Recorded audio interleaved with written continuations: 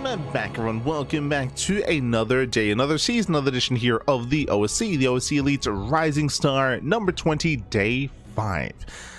We're back. I'm Coach VIP. With me, I'm joined by these amazing players and by the Pool chats as well. Welcome one and all. Again, this is a seasonal tournament that does put together all the rising talent in StarCraft from all around the world. Again, the limitations here are if you did achieve too high placements, too high accolades in major tournaments, or have consecutively won too many OSC Elite Rising Star tournaments as well, then you're ineligible for an event like this. So the top players out there like Cyril, like Raynor, like Björn cannot compete in this. Likewise, even players like Young Yakov, even players like Percival and Nicaract, they also cannot play this event either. This is for the up and coming talent here. Players that we're going to be featuring here tonight, like GgMaChine, like Moja, like Shameless. Let's go. Let us go. So again, this has been running for the past 5 weeks at this point. Again, typically this event lasts around 3 months, to conclude the tournament, just because it is so huge, so massive. Double elimination brackets, a massive lineup of players as well, featuring Mono, GgMaChine, Moja, Art, the other Art as well, Arrow Fire, and many others. And tonight we do have a couple of matches ready for you. Let's go. Let us go. Do you have some matches ready? Up first is going to be the upper bracket. I believe this is the upper bracket finals. Un momento, papi. We should actually take a moment here to go over the bracket itself so you can see yourselves just how the matchup and how the tournament has been progressing, and the crazy upsets that have occurred as well. Oh boy. There is a lot to get into. Let us switch our scenes over and catch up. Un momento. Un momento here we go. Bam, beautiful. Okay, so from this up, !B in the chat if you guys want to have a look at the bracket yourselves.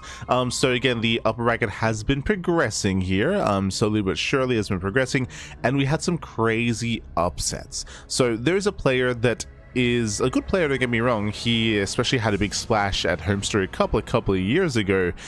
Before that, didn't really compete too much. He was more of a ladder hero. That is Moja. You can see here the German Terran player Moja. He, again, if you haven't heard of him before, he's been around for quite a long time, but he was mainly a ladder hero. Like, he didn't really compete in tournaments until, what was it, 2 years ago? 2 years ago at Home Story Cup, Moja, he was invited, because from Germany, he was invited to compete at Home Story Cup, and when he was there, he actually had a really good showing in the group stage. He had a surprisingly good showing, and then after that Home Story Cup, he started competing in more events, in more online tournaments. You know, we got the bug in him, if you will, where he suddenly got the motivation to compete on a more regular basis, and he's always been in the middle of the pack. You know, I would still say like below someone like Nicaract or Percival, or even like a Battle B, for example, or Baby Marine. I'd say like just below them.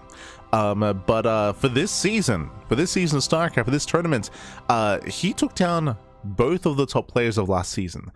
So for the OSC Elite Rising Star number 19, Shameless, he was the favorite player. He won the event. He went it all the way to the finals and he won the tournament. And Art here, the other Protoss, he also was the finalist of last season. It was Art versus Shameless in last season's OSC, and Moja took them both down. Specifically in the TVP matchup, Moja has been looking very strong. Very, very strong, very aggressive. He's been dominating the Protoss players in this matchup, as you can see. The other favorite player is GgMaChine. I would have said that the top 2 seeds of this tournament were Shameless and GgMaChine. They were poised to face in the upper bracket finals. GgMaChine, he 2-0s Hatzel, 2-0s Minizerg, he 2-0s UD Soldier. So far, GgMaChine has had a stronger showing here, a very dominant showing, and we're going to be featuring them both in the upper bracket. Here we go, Moja versus GgMaChine. Coming into this, if GgMaChine was a Protoss player, I would favor Moja for sure.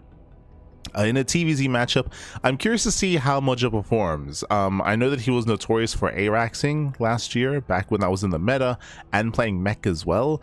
Araxes are much weaker nowadays. Mech you can still mix in every now and then, but I'm curious to see how Moja's TVZ matchup has been evolving and adapting, if at all, on the latest patch. So we'll see if the upsets can continue with Moja. Likewise, scrolling down, we do have the lower bracket also ongoing.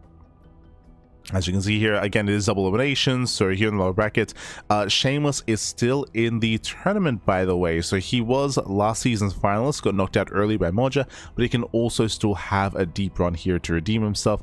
Likewise, we still have Vyant as well, Sebastis, Baby Marine. The other big upset, of course, was Jumi. Jumi's out. I typically do favor Jumi to have a decent performance here in an event like this, but no, Jumi, he gets knocked out early on by Shino. So we did have another big upset here, Shino knocking out Jumi and Honmono as well. So Shino has been excelling here, and yeah, we'll see how, again, the event does unfold, and we'll see how things do turn out. We'll get into some more of these matches, of course. But now, though, going to be jumping into the upper bracket, jumping into Moja versus GgMaChine. Let's go. Bearing in mind this will be a best of 5. Best of 5 it is the upper bracket finals. Let's jump in.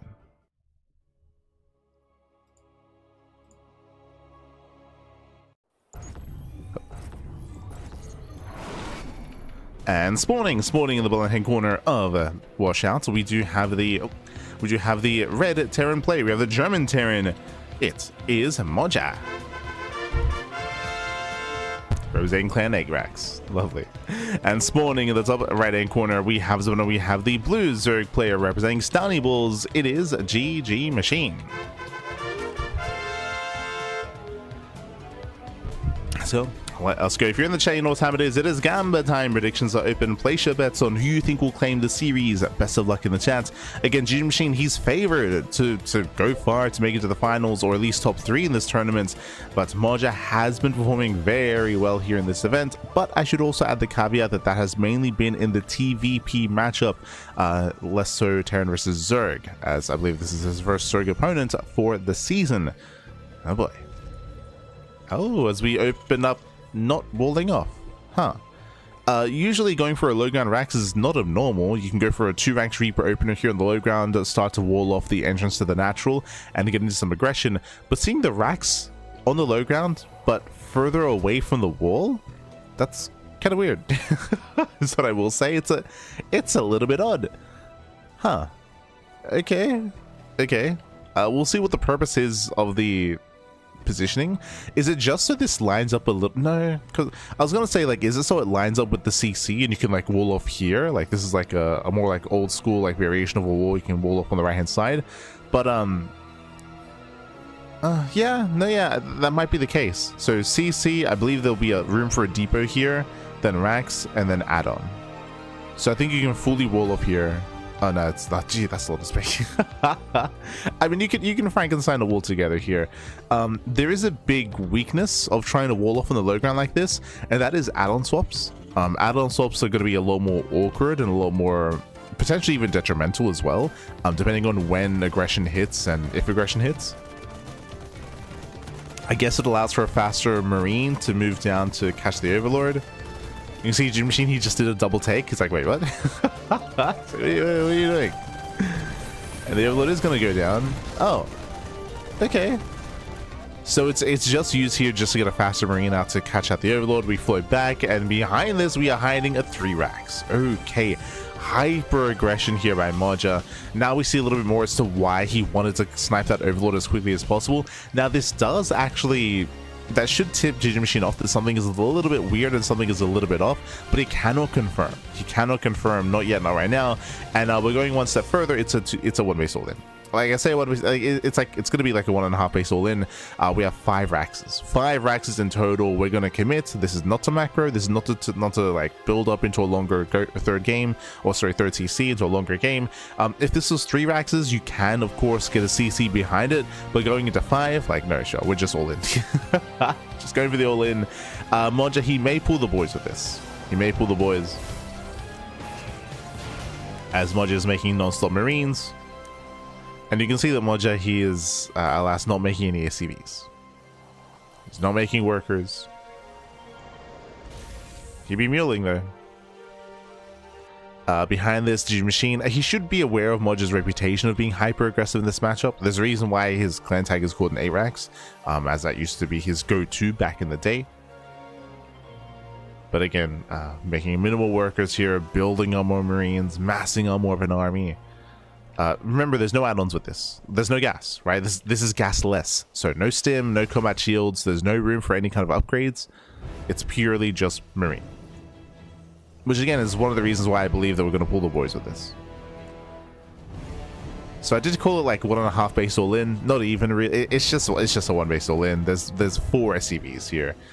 Soon to be 6, I suppose. Like minimal saturation. And the Marines get spotted. Okay, so GgMaChine, he's now aware of the abundance of Marines. Doesn't see everything, and here come the boys. Yeah, the boys are being pulled. The all-in is coming. GgMaChine, the Baliness will not be done in time. It might be close, it might be clutch, but we have to be willing to give up on the 3rd base. What Moja wants is for GgMaChine to fight early on out here in the open, whereas GgMaChine, upon recognizing what's going on, he should evacuate into the main. You know, he knows. And you can see immediately he does react, he does pull away. Pulling back to his natural at least. This still might be too soon for GgMaChine to engage.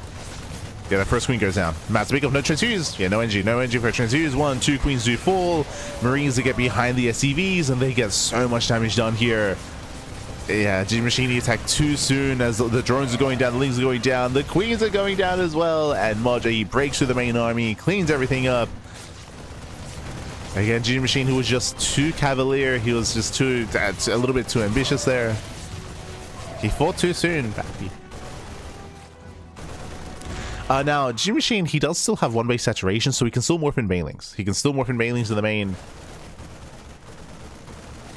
to try to make a stand. But Moja, he's coming to the main base, so never mind.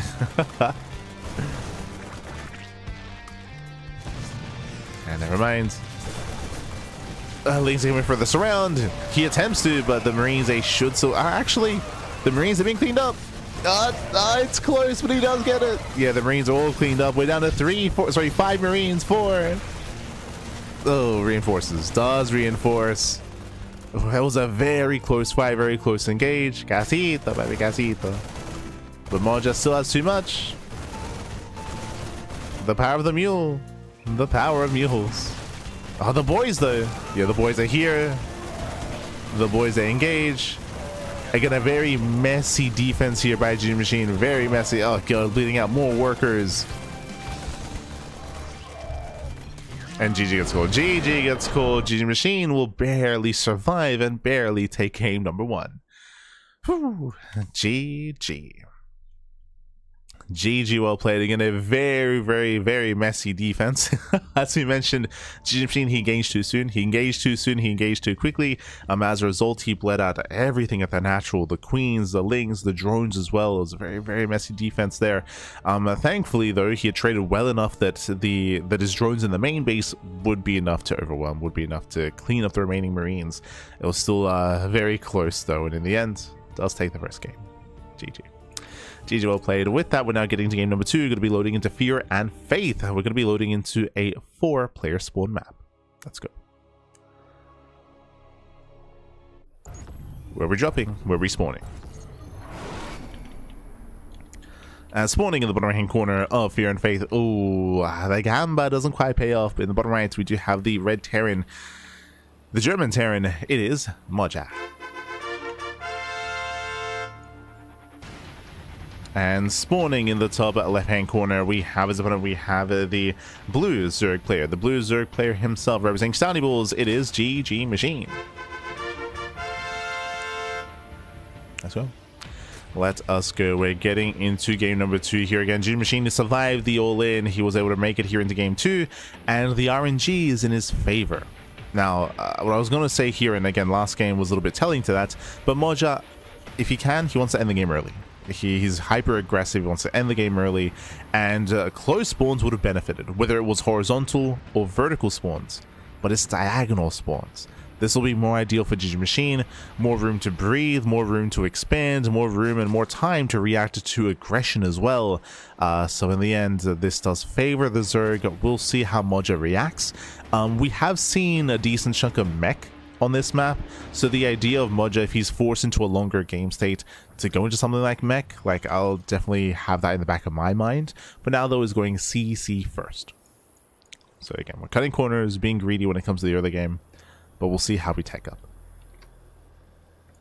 So as Moja didn't go to the main instantly, he gave up so much time going towards the third. I think I do agree. I think I do agree as you're referring to, like, Moja, he took a really strong fight at the natural. And then we saw that GgMaChine, he then retreated to his third base, right? He retreated to his third, and then Moja chased GgMaChine to his third before eventually recognizing that he couldn't quite chase down all the units, and then made the decision to go back to the natural.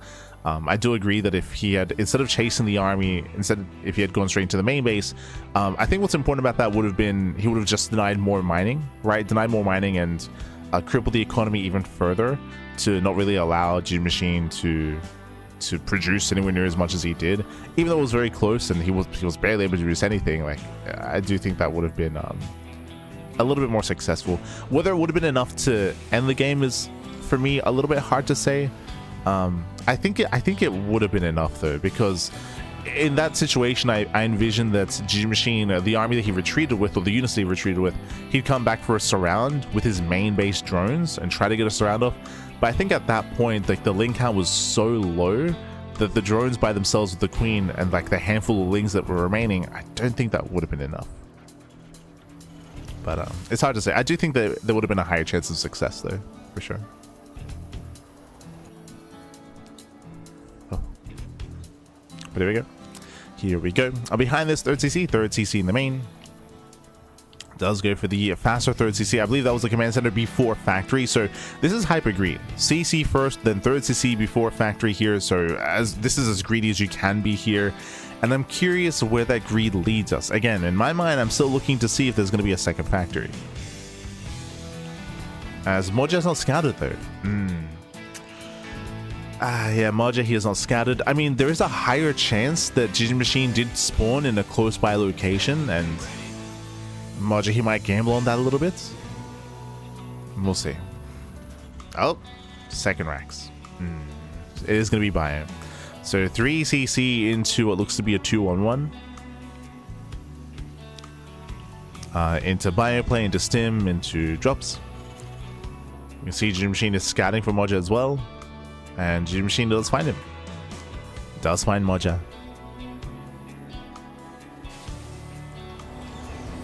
Now, I will say that even though this map doesn't really favor aggression, because of Moja's greed here, like, he's going to have a bit of a stronger mid game.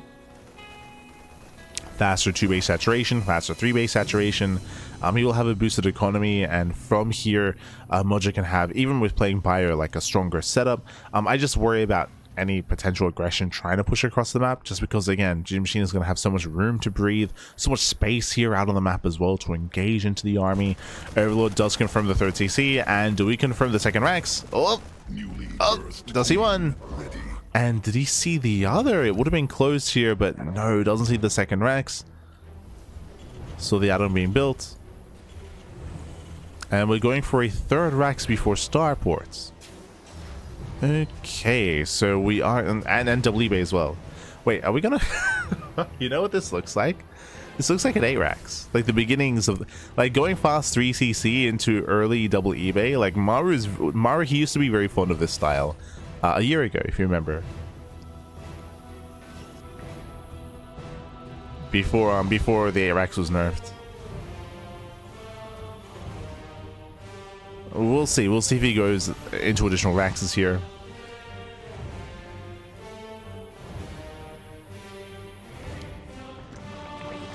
We mentioned earlier that this leads into a very strong 3-base economy very, very quickly, and that is true. And that can be used as like the engine, or that can be used to like fuel something like an 8 racks. But for now, we're getting up to 5. We're getting up to 5 Raxes, and we'll see if Moja takes his gases. So what we're looking for here is gases out of Moja, or looking for a 4th command center, a 2nd factory. We'll see.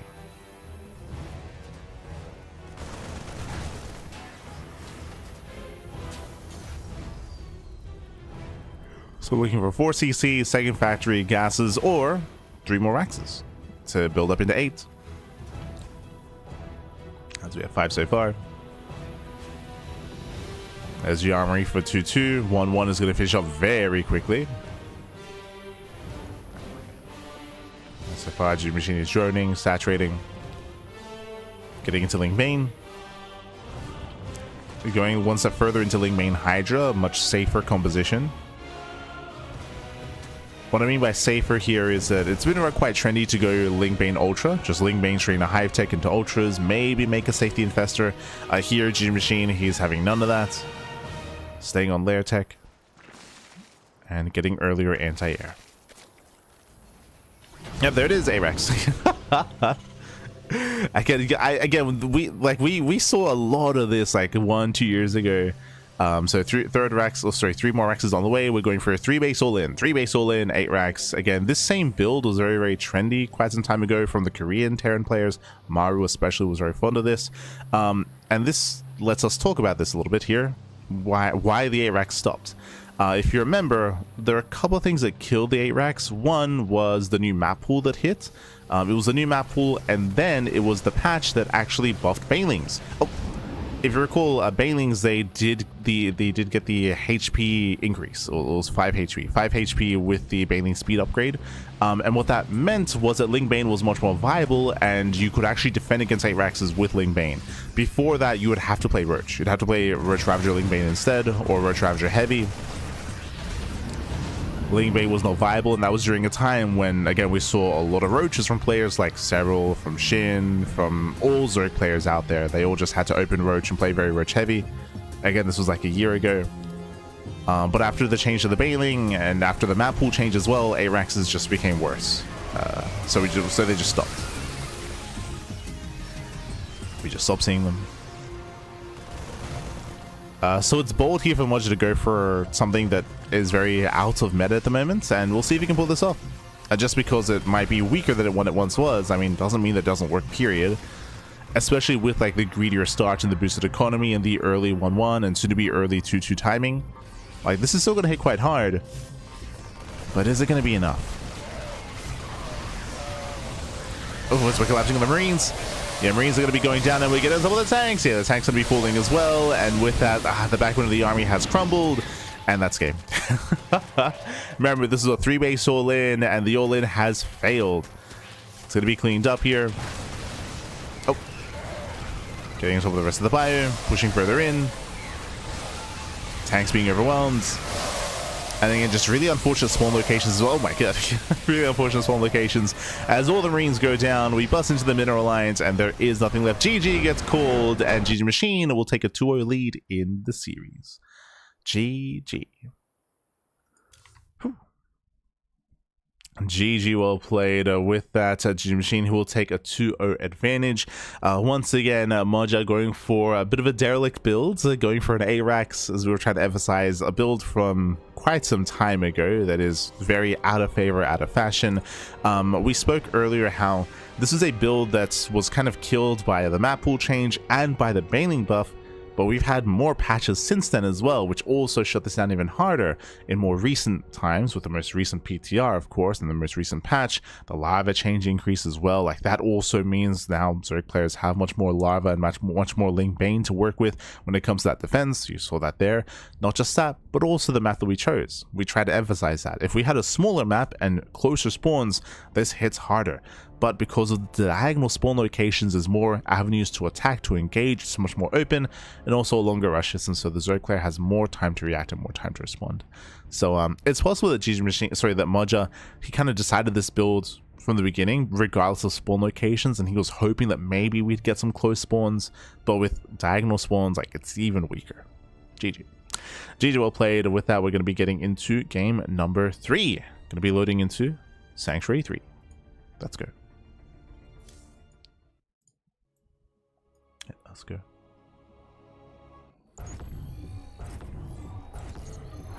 So crazy to see the CC go down on the same time as the hatchery still. I mean, remember, for context, that was specifically CC first, which was a greedier build, which you can do in this map pool much more because of the 4-player spawn maps. But here we go.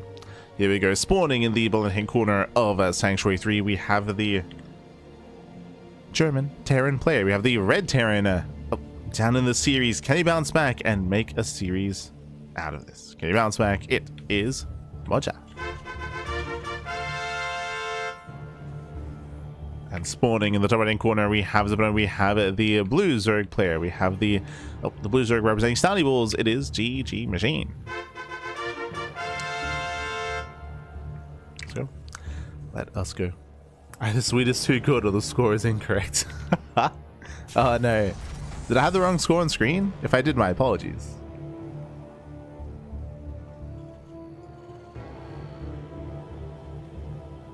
Did I? Just double checking. No, yeah, no, the score was correct. GgMaChine is up 2-0. He's up to it. STC Grail. But here we go. Here we go. We're now getting into game number 3 and potentially the final game of the series. We're hoping for Moja to recover, to bounce back. Let's go. Let us go. Secret, I was like, you know what? I guess it's pretty good. Estes, you're an animal, Pop. You're an animal. Hi. No. For now, Rax expands. Again, we're going for, I was going to say 2x Reaper, but or like a Reaper based opener, but no, Gasless. We're going Gasless here. So Rax expand out of Moja. If you recall, we saw something very similar in game 1, but there we go. Gases are now being taken. We're not going for any kind of crazy one base all in, going into 5 Raxes, but we are cutting corners nonetheless. Now, when it comes to this opener, when it comes to this build, there's some pros, there's some cons. Speaking of greed, no SCV Scout. No SCV Scout whatsoever, and no Reaper Scout either, because we're skipping Reaper production as well. So Moja's cutting a lot of corners here. We're cutting a lot of corners early on. Going for just lack of scouting, lack of vision, lack of any kind of awareness. So we'll be able to zone away the Overlord. I think the Overlord survive. Oh, it's gonna be close. Can you get it? Oh, we can. Okay, it'll snipe the first Overlord. We'll supply block GgMaChine very early on, so nice pick off there by Moja. I'm curious to see what the follow-up is going to be here, and we have the answer. Okay, once again, we just float back into the main. Once again, it is going to be the Rax into factory follow-up. Nothing too quirky when it comes to the build. I was really curious to see if we were going to go for a second Rax and go for like a heavy marine count and go for like a 2-on-1 variation, but the answer is no. We don't go for a second Rax. We float back, we delay additional marine production. We'll keep an eye on Moja here. There we go.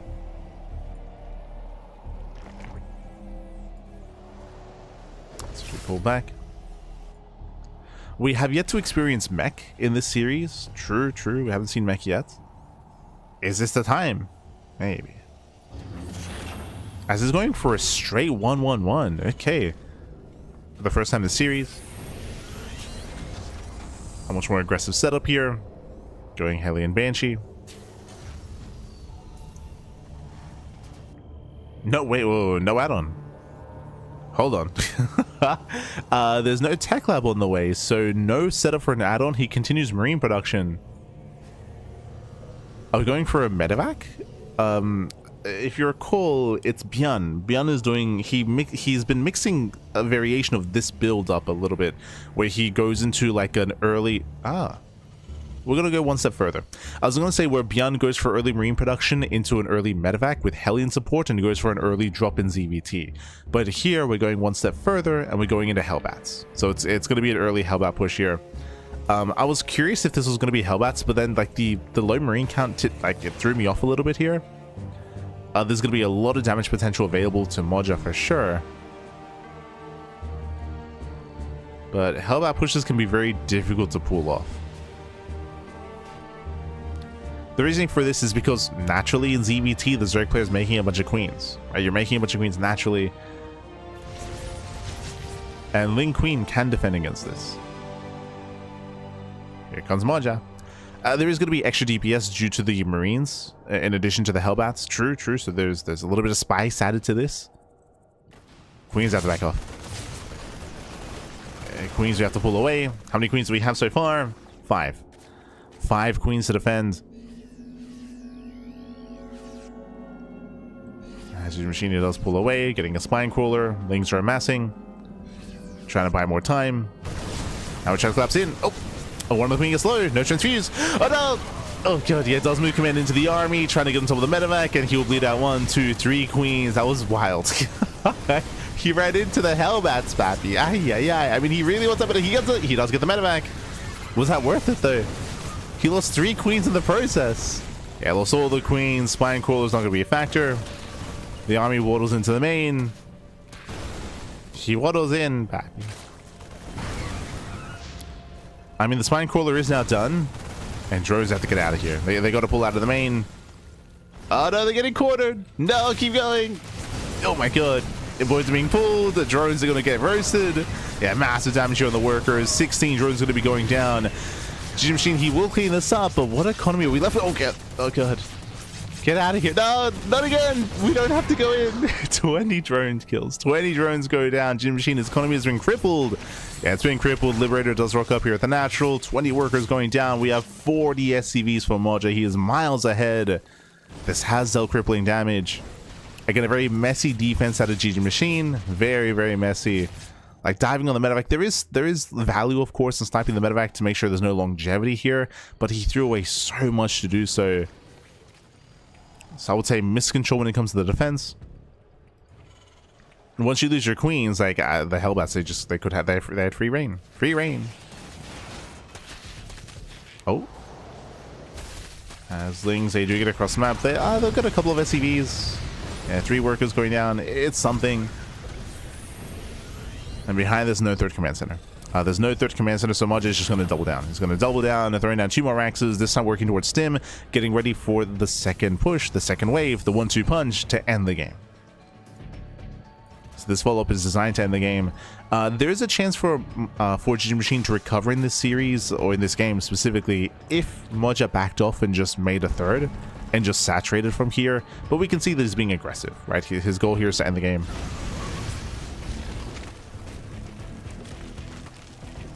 So it's going to be a difficult couple of moments here for GgMaChine. Going double upgrades, double lever chamber, getting into his lair. GgMaChine is taking up. I mean, if he can survive, then the upgrades will kick in.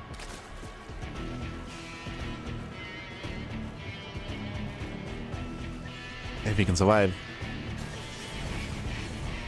As we're getting into 5 Raxes, so yep, 2 base all in here from Moja.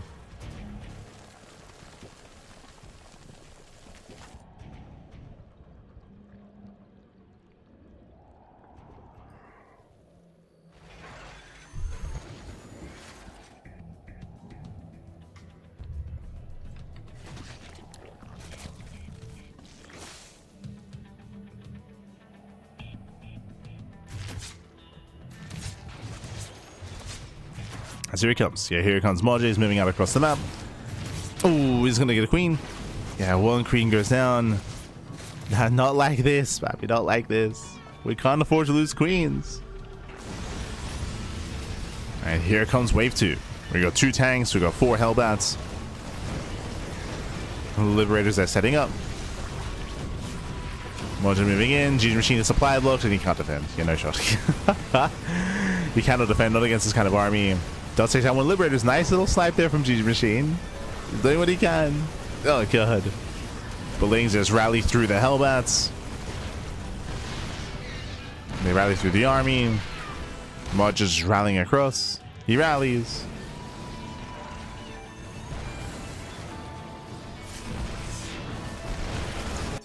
And GG. Yeah, GG gets called. There's no real final engage there. The writing was on the wall, and Moja, he fights back. He puts a point on the board.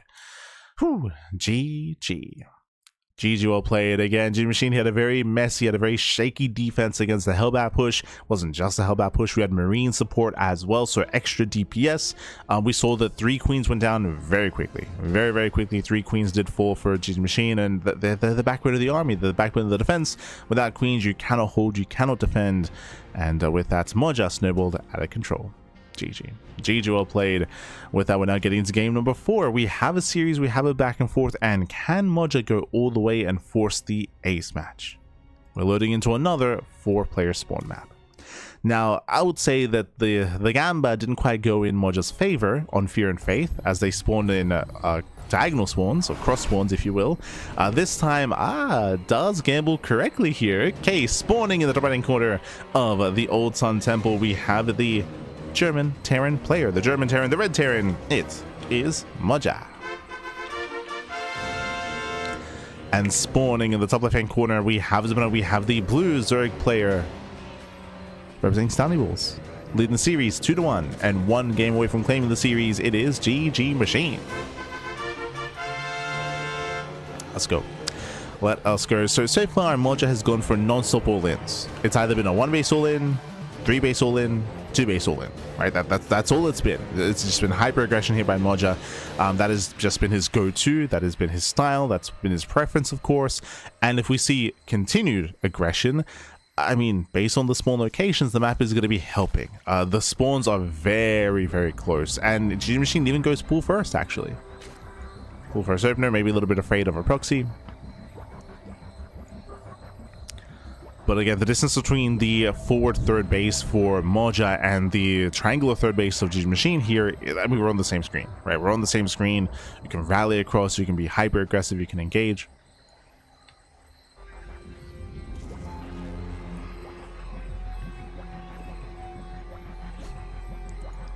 Here we go, we're making 6 links. Jesus.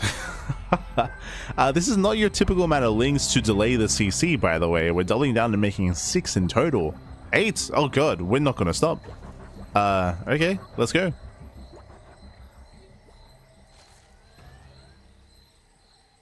Say no, save pool first. Yeah, I just noticed that it was off of 12 workers at most. So it was either, I could have mistaken, it was either a 10 pool or a 12 pool. It was one of the two. But this was much more aggressive. Much more aggressive here. We are expanding behind it, so it's not an all-in. And the Overlord finds him immediately. Wow, the Overlord finds Moja. Ay. The example, yeah, it was one or the other. And with that, the CC is going to be delayed. I mean, okay, there we go. It does pull the boys. He wants to save it. We have to minimize the worker losses, though. He commits. Yeah, GgMaChine commits here to the CC. And he should force a cancel. He should force that cancellation. It's going to be because the Marine, no! The Marine goes down. The Marine does get surrounded, but the second Marine comes in to defend, and the CC looks like it will finish. Okay, clean defense. Clean defense here by Moja. He didn't lose any workers. He only lost 1 Marine. Did lose mining time, for sure. Did lose mining time.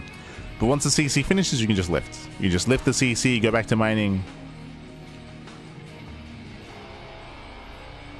Third TC on the way before factory. So hyper greed here out of Moja, and this is where it brings us back to the 8 racks that we saw previously. By going for a fast third TC like this, the potential of going for a fast double eBay and going for a faster 3 rack setup early on, this has echoes of 8 racks. Oh, he's not kiting. Yeah, well, lack of control there towards the end, getting a little bit lax. We'll still clean this up though. And the link does not get a scatter. Behind this GgMaChine, he has some joining to do. You can see the worker counts are now neck and neck. Moja, he does finish the CC on location though, so he's going to be able to build back up. He's not in a bad position when it comes to his economy. Remember, that was quite committed play here by GgMaChine. And this also delays his own economy as well. Delayed third expansion out of our Zurich player. And likewise, delayed gas as well. True. Especially with the fast third CC, I'm liking Moja's position more.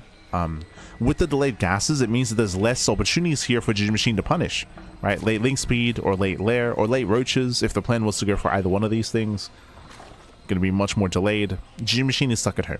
He's stuck at home.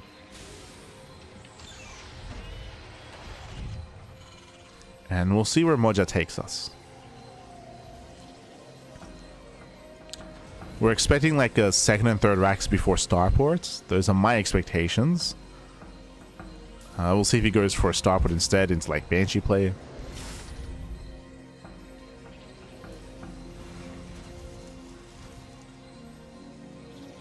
We'll see how Moja pieces this all together. Again, I know that the A-Rax fell on its face on Fear and Faith, but like there were other factors at play there that did influence the game, that did impact the success of Moja. No, we're finally gonna see it. We were teasing the idea of mech earlier in the series, and we finally get there. We're gonna mech it up. So Moja is going for the 2nd factory. is getting into, I would imagine, battle mech.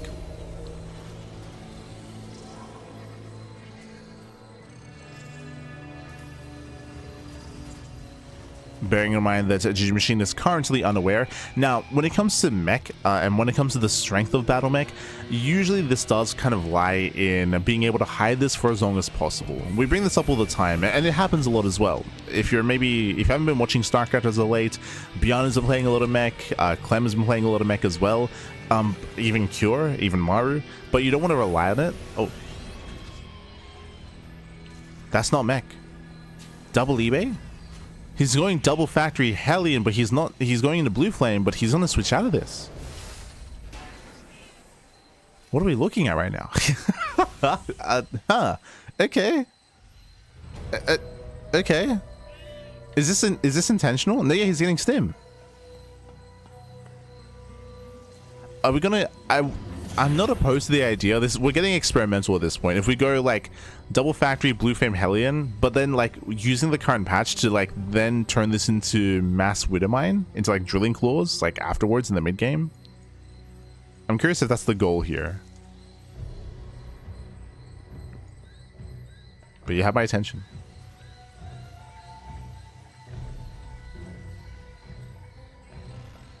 Let's go.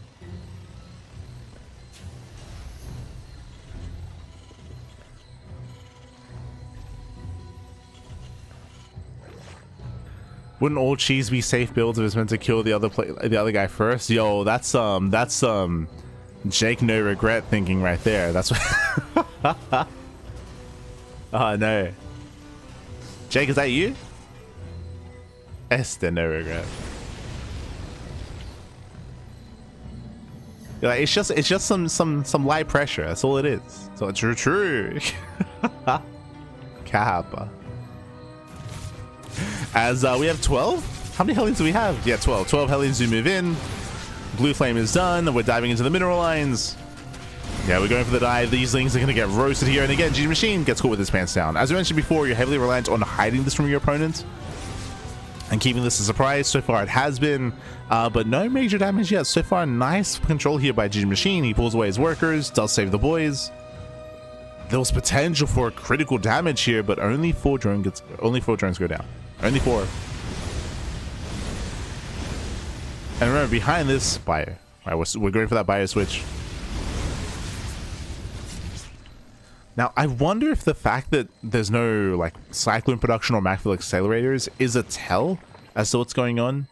I don't know how commonly Moja plays this kind of style, and especially if you're on the ladder quite often. Like, this comes down to the reputation of Moja and how often he relies on this build, how often he does mix it up. Like, I rarely get to cast Moja, so I can't speak onto how often he does this.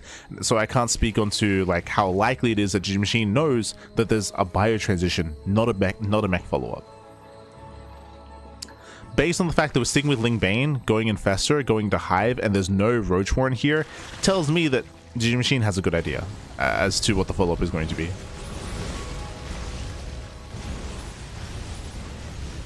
Mineral field depleted. Yeah, it does come with the Link Scouts. And does confirm. There we go. Does confirm. Sees all the bio. Sees the Marines. But that's still going to be a lot of supportive Hellbats. Jesus. 18, and we're just making Hellbats out of the factories. Let's go. We're waddling in, baby. We're waddling in. And again, against Ling Bane, like the Hellbats, they're going to trade very well. They support nicely. No roaches. Banelings will help, of course, but we're going to need a lot of Banelings. Yeah, the base goes down. Moja's pushing in. GgMaChine is supply blocked. Yeah, he's supply blocked. He's heavily reliant on these Banelings. The army needs to clump up.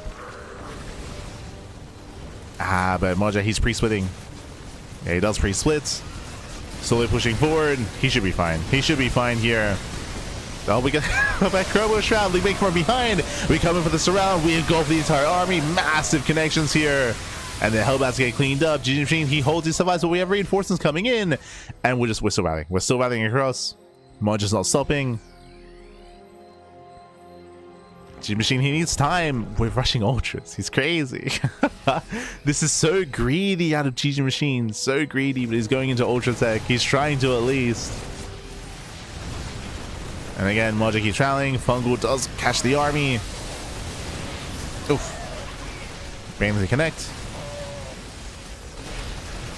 Banelings, they connect. And we have enough energy for one more Fungal. Oh, soon to be. Soon to be. Still needs more time. Moja still rallying. He is getting a for the first time this series. 4th CC is on the way. For the first time this series, he expands, Pappy. But he's still not backing up. We have 2 Banelings. Only 2 Banelings. The rest is still morphing in. Can we deny the Banelings? Some of them. Barely any Banelings they finish. Brutal connections. Nice split towards the end, but it's not going to be enough. It should not be enough here with the reinforcements things. They do trickle in. You can see that GgMaChine doesn't want to waste the Banelings. Doesn't want to waste them. Queens are coming to support. Moja's still coming through the speed zones. He's not stopping, and we have 1 ultra on the way. Now, the ultra's cool and all, but I believe there's no upgrades. Yeah, only 2-2. So it's going to be 2-2 ultras. We're lacking kind of splitting. We're lacking 3-3. Knocks down the rooks, ensures that he doesn't get flanked. Moja's still rallying. Jesus. They're building up a critical mass of bio. Once again, their Banelings, they do find their connections. At least the first wave. Oh my god. Yeah, barely does focus on the Banelings. Ultra has arrived. We have Transfuse. True. We have Transfuse. And GgMaChine is barely holding on. But this time he gets his 4th base up and running. His 4th base is fully saturated. Earlier it was killed. He had to rebuild.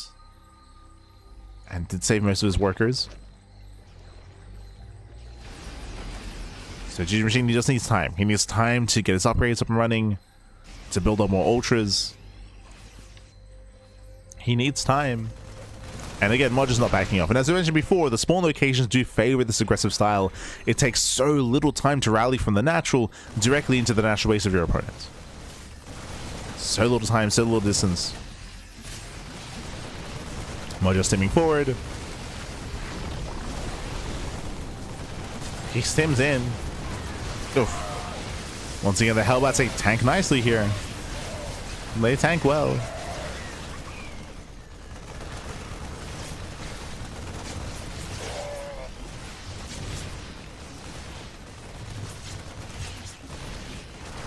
Yeah, Liberation soon to arrive. Queens are trying to push forward. Once again, the Banelings, they're lackluster. Yeah, lackluster Banelings. They do not connect.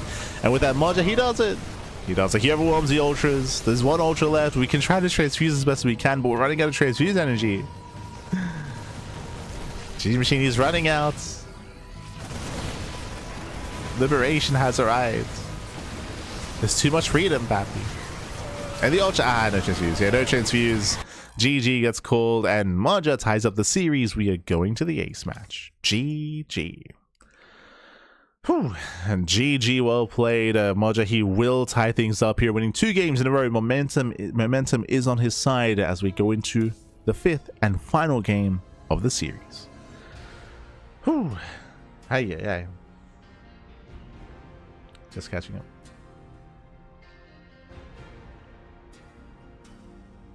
As game 5 is going to be on lockdown.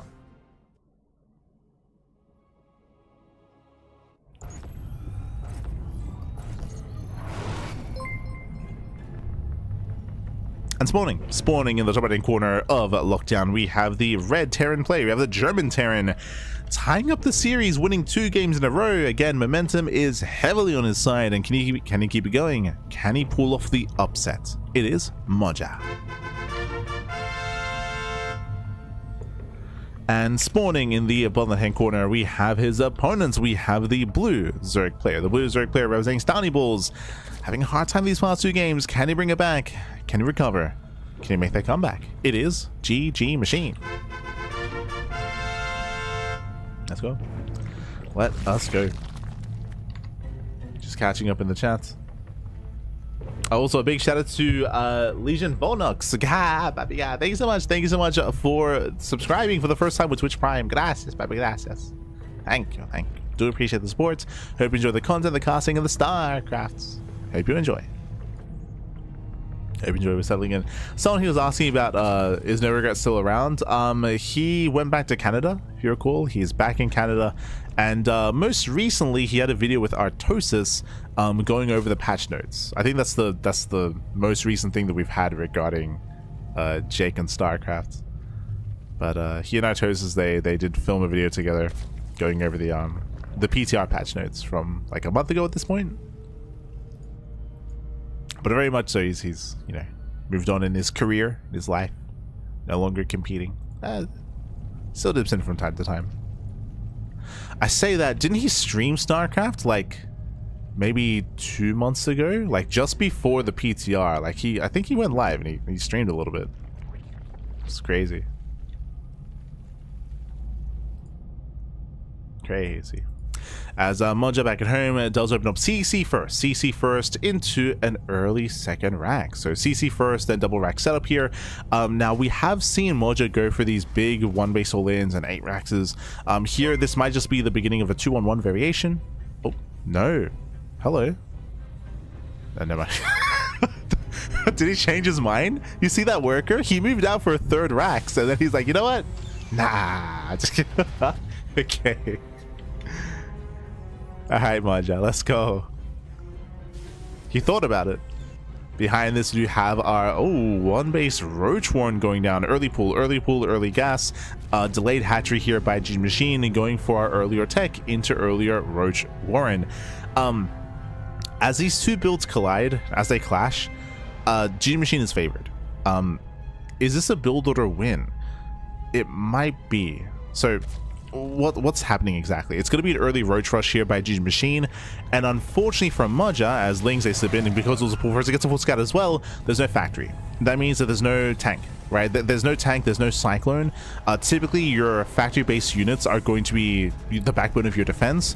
On top of that as well, there was no SCV scout and there's no Reaper scout either. So there's zero vision as to the Roach push that's coming his way. There's zero preparation that can be done here by Moja because he's lacking any kind of scouting information, and naturally because of his build he will have purely Marines to defend, and without having any wherewithal there will be no bunker. So without a bunker and with only vanilla Marines, I would say that a Roach all-in would kill. But GgMaChine, he's droning behind this. So he is pushing with Roaches, and there's a lot of potential for damage. I would say that he could end the game if he was link flooding behind this as well. But because he's droning, then the game may continue from here. But this should still be a lot of damage dealt. Should at least control the low ground. As Roaches are waddling in. And it does force a cancel on the depot. Gets 1 SCV. And gets 1, gets 2, more Roaches have arrived, the boys, they have to evacuate, and again, Moja cannot defend the natural. Cannot defend. There's no wall either. Like, you can see why, if we just link flooded, like, the game is just over. If there were just links alongside this instead of drones. Like, regardless, this is doing a lot of damage. Just has to make sure it doesn't get surrounded. Oh! Does pull away. Catching out 9 SCVs. And 9, 10, 11 workers going to be going down. They even catch a couple of Marines towards the end. And again, Moja, he will survive this, he will defend, but at a cost of 11 workers.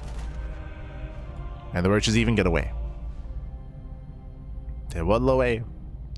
Now, GgMaChine, he also got a full scout. He saw all 3 Raxes, so he knows how dedicated this is. This build was supposed to be a 2-base all-in. Oof, and now forced into a 3rd CC. Because Moja's lost so much, he knows that the all-in is not going to work. Not anymore. So going to try to macro out of this, but it's going to be a very shaky mid-game now for Moja. Very, very shaky.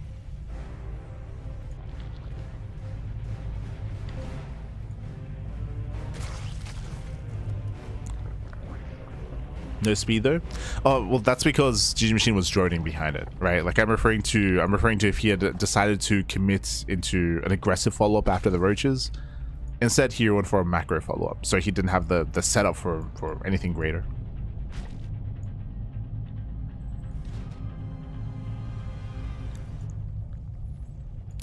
So from here, we're just droning, saturating.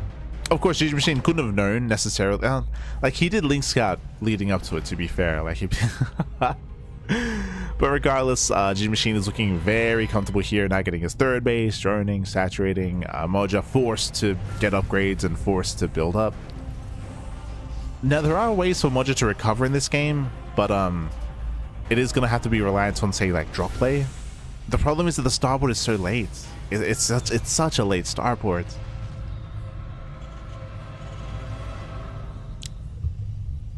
So until then, Moja's stuck at home. He's just stuck at home. GgMaChine fans out his lings to get eyes on any kind of move outs. Just saturating his third. From here, he can get a fourth. Yep, fourth base on the way.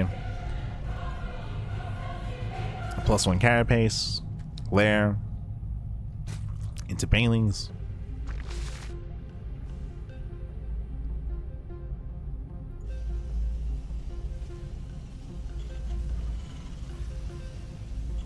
Now, GgMaChine just has to make sure he's not too greedy. What I mean by that is, I still don't see a Baneling nest, which is a little bit concerning.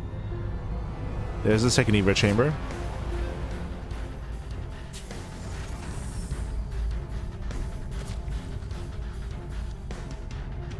Second chamber, gas is not being taken.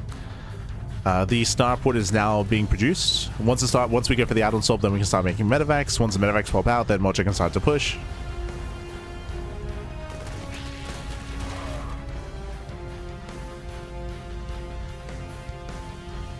No sure we're just straight up skipping Banelings here, right? We already have the lair for quite some time now.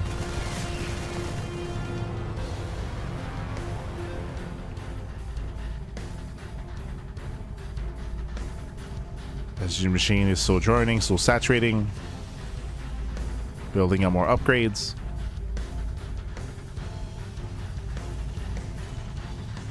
Are we going straight like Ling Infestor? Like Ling into Infestation Pits? Like, this is quite greedy. I mean, he's getting away with it so far. He is just going straight Ling Infestor. Okay. That's the GgMaChine. I feel uneasy, like, cutting this many corners against Moja. Now he starts to Baneling Nest. I think he just thought he had it. This is very late. Very, very late Baneling Nest. Very late Baneling speed as a result. There's going to be a window in time where Moja can strike and hit before upgrades, assuming that he moves out there.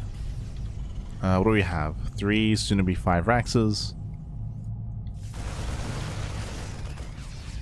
He's just going for drop play. The main army stays back home.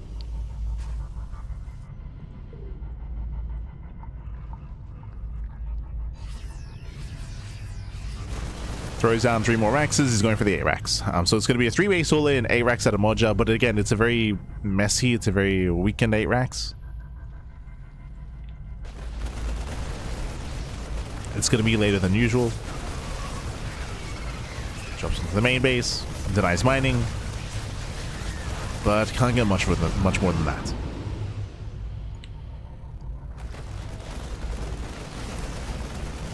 Moja's forced out. I mean, he trades very well. Again, without Banelings, like, these Marines are trading very efficiently. Which is why I would have liked something more dedicated, instead of just 2 drops. Ooh, as the full medevac goes down. And nice fungal. Does catch a full medevac. Baneling speed will be done in time for the main push. It's going to be ready. So again, GgMaChine, he was very greedy, but he will get away with it. Gets away with the greed. So here comes Moja. Funnily enough, though, GgMaChine, he has no Banelings ready. When he has the 9 Banelings just now morphing in, going for the counterattack at the same time, does get a tank. There we go.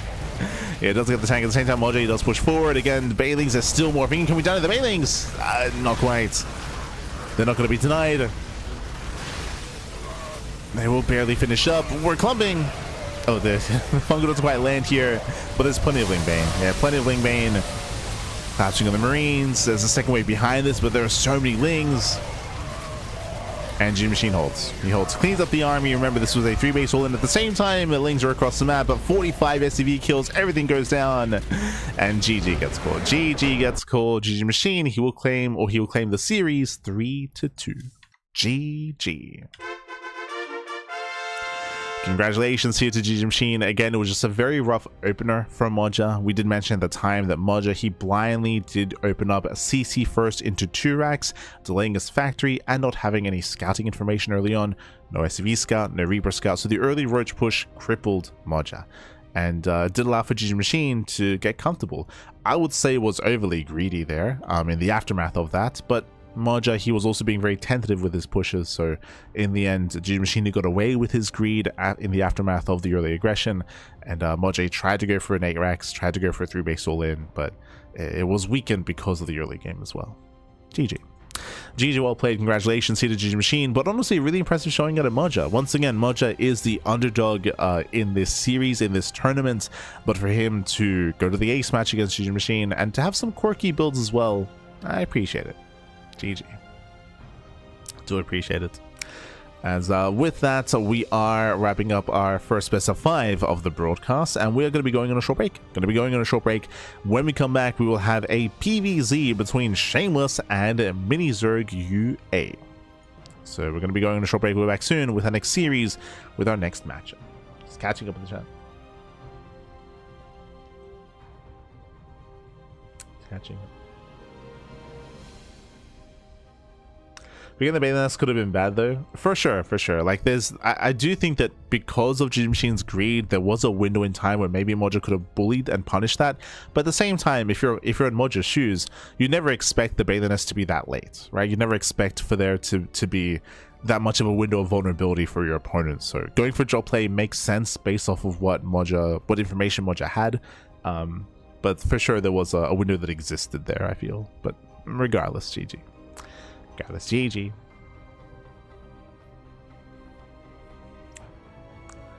For now we are going to be going on that break. We'll see you soon. See you soon after the break.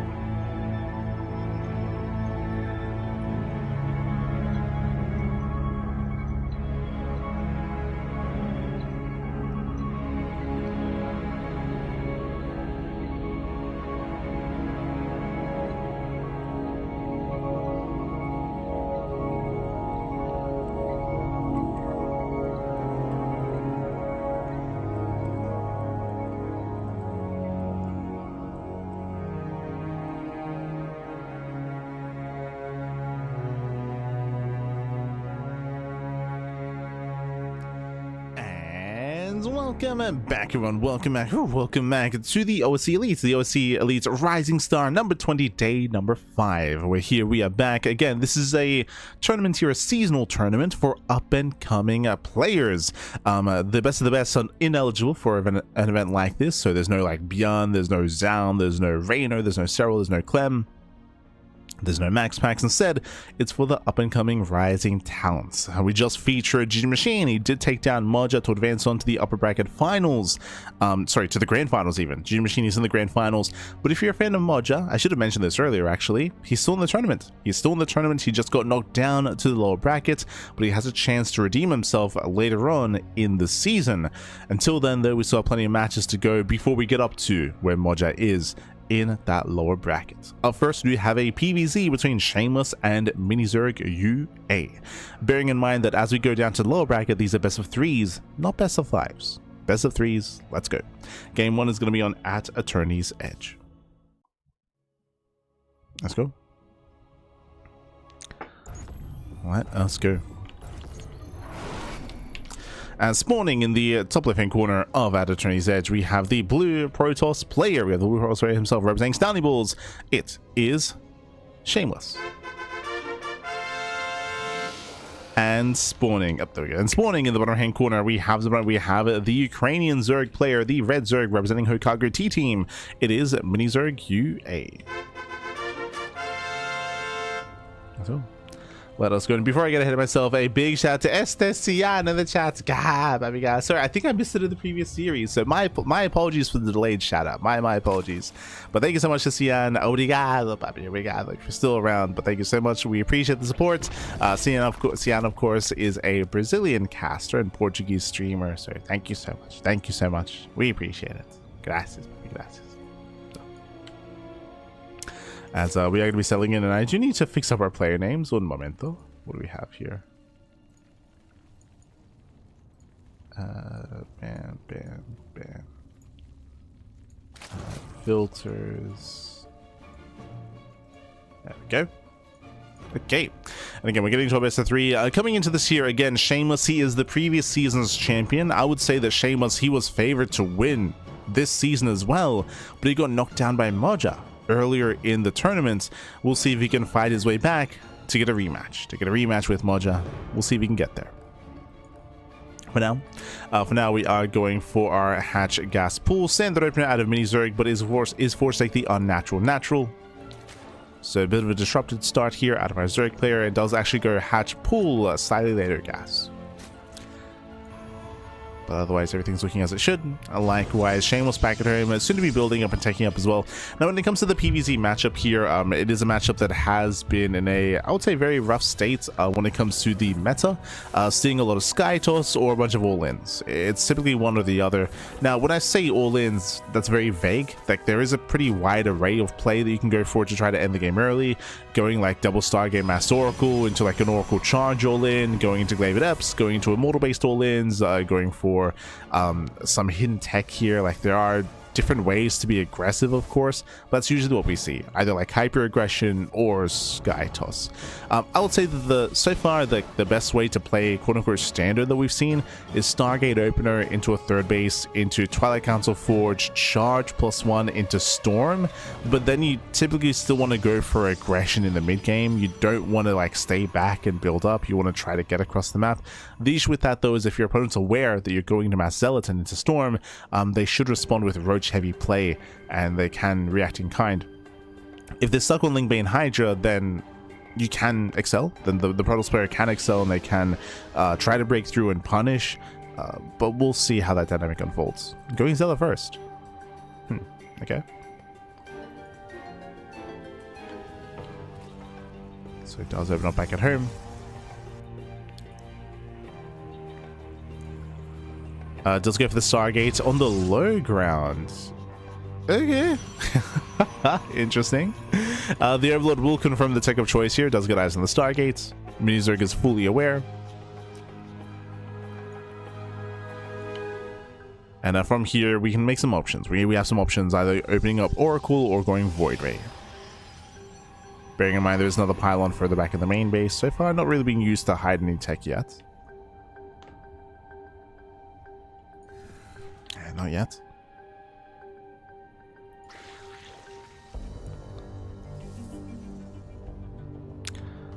Shameless setting up here for his third expansion. Opening up Oracle. Not Void Ray, which means this Overlord is going to be safe. There's no Stalker to hunt it down, or Void Ray. And Mizurg, he of course is aware of the Oracle as well. Oh, we're getting juiced up. Oh, before I forget, my apologies. If you're in the chat, it's Gamba time. It is Gamba time. Predictions are open. Place your bets, Mappy. Place your bets. Why are we not seeing Protoss go for a late game with non-Skytoss compositions? Because if you try to go to late game without Skytoss, you die. you die. So in the pre-patch, before the current balance changes and iteration of the game, the way to go into a macro game in PvZ was to open up Blink, was to go for a Blink based opener into Blink aggression, into Storm behind it, then into like a robust kind of mid-game composition. Blink based openers are far weaker now. Oh, as we do get 6? Jesus, 6 drones do go down. Critical damage early on here with the first Oracle. But very quickly, so Blink based openers aren't viable anymore. The reason for that is because of the larva change. Due to the larva change, having enough like Link support and army to shut down Stalker aggression is now much more feasible. It's now easier to defend. So as a result, you're seeing Blink-based play just full out of the meta. I'm trying to play Zealot into a longer game. Zealots are very inefficient units. They're built for timing attacks. You can't really defend going charged out Storm, or you can try, but again, it is much more difficult. That's why you see either just all-ins or just rush Skytoss, and you're seeing it here, we're rushing Skytoss. So double Stargate, Mass Void Ray, we're going back to 2020. But again, that's why you see like one or the other. There is no real in-between. I say that it is like, if to try to play like Charged Storm, like very defensive, you can maybe do it on like like maybe on like Celestial. No, even then you just rush Skytoss anyway, like on Celestial. I was like trying to think of a map where we can get away with that, but I feel like on very defensive maps, you're just going to do this anyway, right? You're just going to rush like Void Ray into Skytoss anyway on maps like Fear and Faith or Ults on Temple if you have cross spawns. So again, back to 2020. This is the meta. Like, this is just what we expect. So Mini Zerg back at home, he's going into Hydras. Now, this is a little bit risky here. Basically, by committing this hard into Hydra tech, Mini Zerg, he wants to try to end the game early and wants to kill. And he's putting himself on a bit of a timer here. Oh, nice denial of the Forge, though. Because the Forge just got denied, that means there's no cannons. Like, to get away with Mass Void Ray like this, you do need side defense. Cannons, shield batteries. So cannons are going to be delayed. And the Hydras are amassing. Remember, Hydras do not scale well into a longer game. If the goal here was to get into the late game, we would have gone for a Spire into Corrupted production.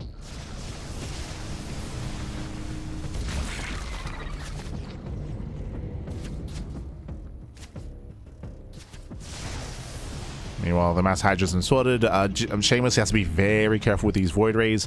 Behind this, we will need to work towards some splash damage, ideally to defend. For now, we're going into Flux Mains. Mothership is going to be huge. And Mini Zerg, he's done droning. He has no 4th base either. Yeah, his 4th is late. Late 4th expansion, no drones, no saturation. The all-in is soon to come. Mini Zerg, he's soon to commit. Void Rays, they get across. Remember, they can always recall. They can always recall back home. And the Mothership is going to be a big part of the defense. You might be looking at this, you might be thinking like, oh, without splash damage, can Shameless defend? The Mothership has 2 spells that we have to be very careful with how we use. Cloak and Slow Zone. But with well-placed Slow Zones, with well-utilized Cloak, Shameless can defend. As Void Rays, they recall back home, and here comes Mini Zerg. This is it. Either Mini Zerg kills Shameless or he dies trying.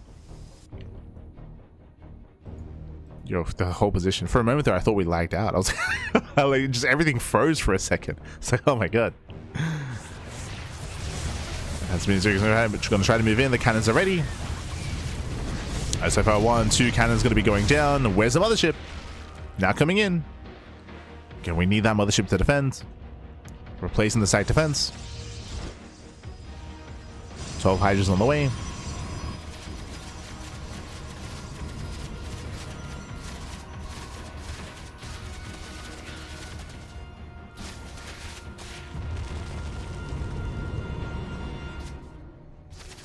The Hydras are moving in. The cloak is activated first. So cloak is activated. Mini Zergy pulls away. Oh, does punish one of the Void Rays. Shameless did overextend. Again, because of Flux Veins, the Void Rays will outpace the mothership, so you got to be careful. And oof, Mini Zerg drones. This is brutal. We just mentioned earlier that going Hydra like this does not scale well into a longer game, and now Mini Zerg starts droning. Now he starts infestation bit. The all-in is failing. The all-in is failing. There's a slow zone. Ooh, catching at the Hydras. That's now both spells on cooldown. And this would be the best time for Mini Zerg to try to break through, but because he's been droning, he has less reinforcements. Does he have enough? Nice force fields. Yeah, they zone back some of the Hydras, and Shameless holds. Shameless, he does hold, he does defend. Cloak gets activated for a second time. And Mini Zerg, he's running out of steam, he's falling in supply. And this army is just being outscaled, it's being outpaced. No detection, he's trying to dive on a mothership, and GG gets called. GG gets called. Shameless takes game number 1. GG. Whew. GG, well played. Again, as I mentioned, going into Hydras like this, you gotta end the game. You have to end the game, you have to end it then and there. The moment that you start to fail that all in, like it all just falls apart, and Shameless snowballs out of control. GG. GG, well played. Does claim the first game. Now we're going to be loading into game number 2. Going to be loading into washouts. Let's go. Let us go. Makes me sad. I enjoyed mid to late game Robo Storm styles. I did as well. That was one of the more enjoyable parts of PvZ.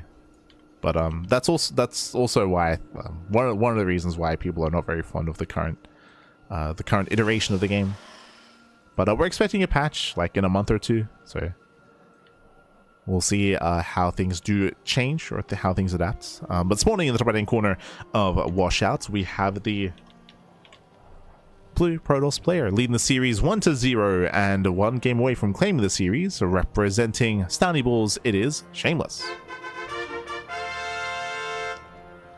And spawning in the bottom hand corner, we have the Red Zerg player representing Hokage T team. From the land of Ukraine, down in the series, receiving bounce back, it is Mini Zerg UA. Big has been experimenting with some early versus very early 4th builds using unmorph gateways to scale production quickly.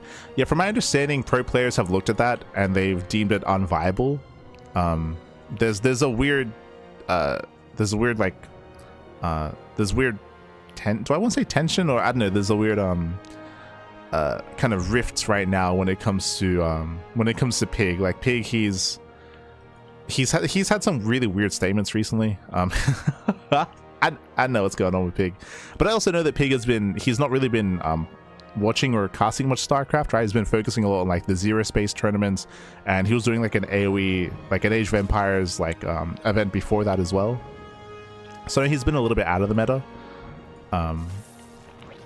Yeah, I would say that what Pig has been doing, pro players have already tried. Like for the past like 2 months, I think it's more like there's a really weird like thought process that's kind of going on right now with people like assuming that pro players haven't tried this or haven't been trying like playing like without warp gates and playing like heavy robo. They did like 2 months ago. Like they've already tried all of this. That's why the meta has settled with like Sky Toss or all in PvZ. But I know that Pig is like a little bit out of the meta right now.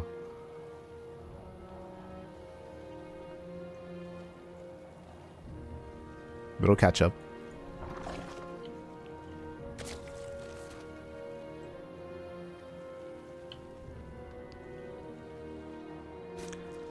As from here, we are going into our own bases. Again, hatch gas pool, standard opening here, just forsake the unnatural natural.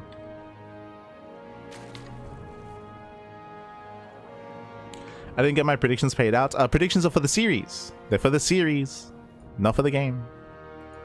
For the whole series.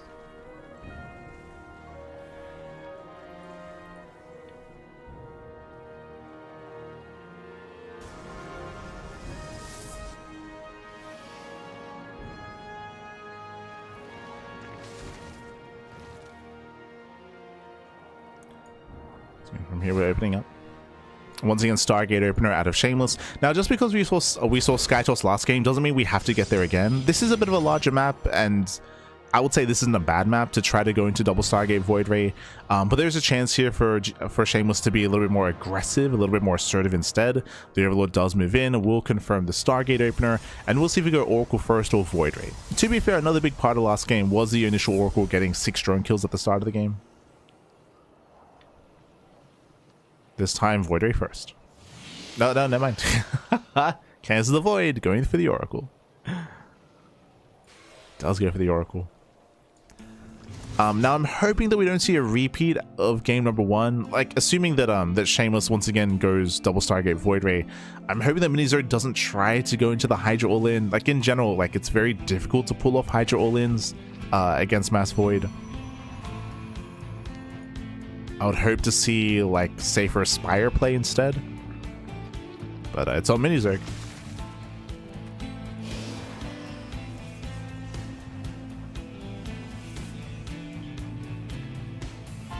Technically on Shameless. First Oracle moves out. Second Oracle's on the way. So already we do see double Oracle opener out of Shameless. Does open double Oracle.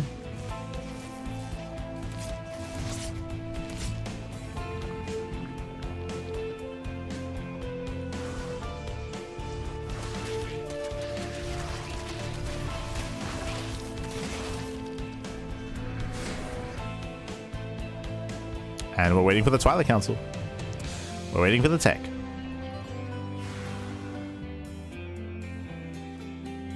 So we go Twilight Council in a Forge.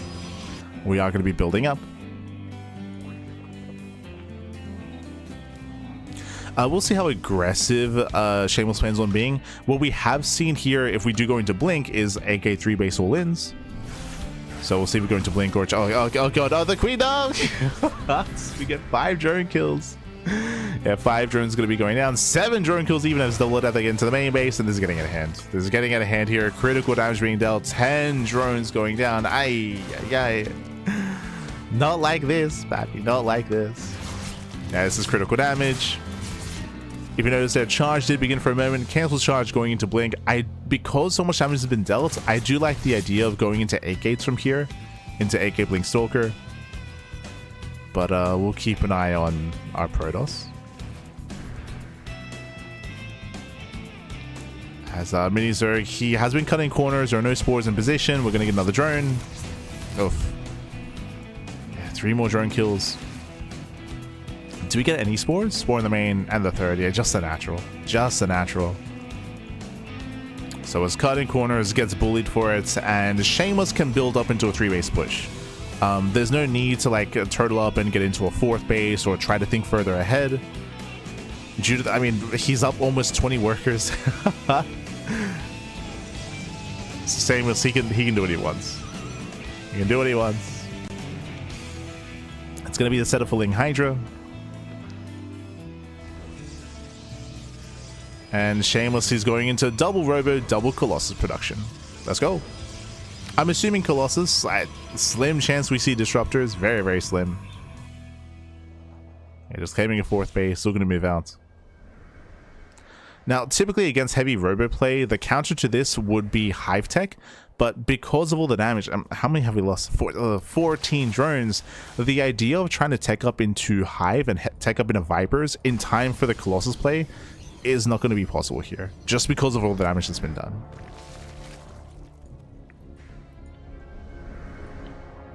Shameless is pushing.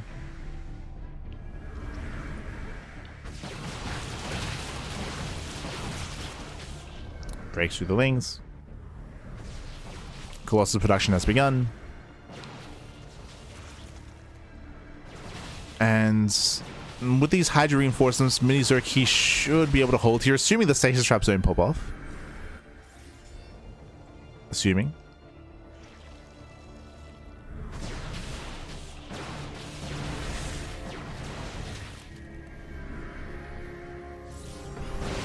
So now we're moving in. Lings, they do go for the counterattack, they go for the backstab.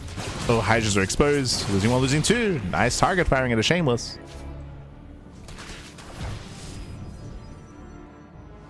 And back home, the Colossus should be able to defend.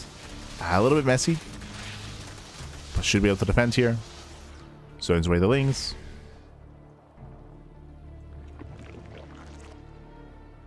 Like, as we mentioned, now we have the pit on the way, but this is very late. It's a very late pit. Late Hive, late Vipers. This reminds me of, if you remember, God, what was the map? Altitude. If you remember back in the Altitude map pool, Showtime and Creator, they were the only two, but they were very fond of going to like these big, like 4 Colossus timings, where you go double Robo, make 2 and then 4 Colossus, then push. It feels like we're seeing that here, where I believe we should be pushing with 4 Colossus.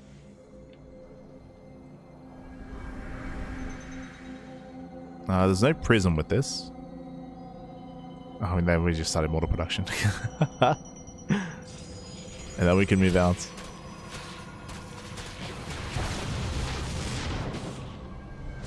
Hive is still on the way. The hero-like wall. No, wait. We don't have to look at the wall. Don't worry about it. It's fine, Bappy. It's fine. No. The Frankenstein wall.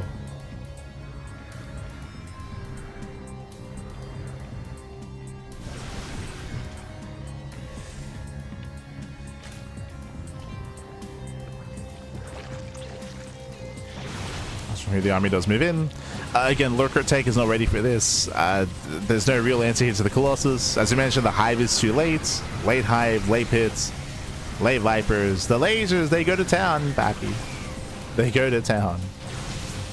And GG gets called. GG gets called. Shameless is Nobles out of control, and Shameless will claim the series 2-0. GG. And GG, well played. Again, game 1, there was a bit of a more back and forth here, just because Shameless was going into Mass Void Ray Skytoss, and Minizerg had, he was able to scout, confirm, and react and respond. Didn't quite work out for Minizerg, but, you know, it was kind of his choice to go into the Hydra all-in, and to give it the way that he did. Got shut down. Here in game 2 was a different dynamic. Here in game 2, Minizerg lost 14 drones at the start of the game to the Oracle and Depth Harass, so that was game-ending damage. Like, at this level of play, you cannot lose a mineral line worth of workers to the Oracle and to the Adept. So critical damage early on. If you saw, Shameless actually began charge, cancelled, went into blink. I do think that was a really good way to just assert himself even further, to just end the game. He went for the eventual Colossus move out, and it just wasn't possible for Minizerg to have the answer to that unit because of the earlier economic damage. Like, it all just kind of plays into itself. GG. GG, well played with that. Oh, Shameless will claim the series, and we're getting ready for our next matchup. Now, Minizerg, he's more of a younger, up-and-coming player who's still, like, working his way through the ranks, and it's been impressive to see Minizerg's growth throughout the past year of play. I will say this applies to our next player as well, but in a bit of a different fashion when it comes to his approach to the game. Up next, it is going to be another PvZ. We're going to be following Shameless, and he's going to be facing off against Shino instead. Let's go. Shino, from my experience covering Shino, he's a French Zerg player, but he's usually much more aggressive, much more assertive. I mean, I say that Minizerg did go for an all-in in game 1, I guess, but we should be seeing some different forms of aggression out of Shino here. We'll see. But Shino had a really impressive performance so far. If you missed out last week, Shino knocked Jumi out. Like, I would typically rate Jumi above Shino, typically, but Shino, he knocked Jumi out last week. Can he also knock out Shameless? As it's gonna be a tough ask. We'll see. Shino.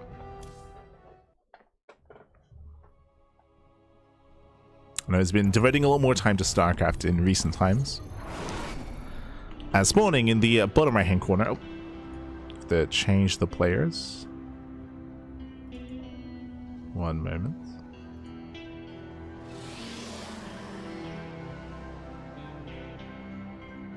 There we go. In the right-hand corner here of Attorney's Edge, we have the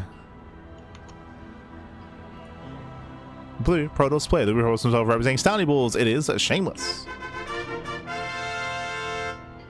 Hold on, I need to there we go. I need to handle payouts. We're really bad at remembering that. As in the top left-hand corner, we have the red Zerg player, the French Zerg. It is Sheena. Let's go. Let us go. And if you're in the chat, you know what time it is. It is Gamba time. Predictions are open. Place your bets on who you think will claim the series. Best of luck in the chat as we dive into our PVZ. Let's go. Let us go.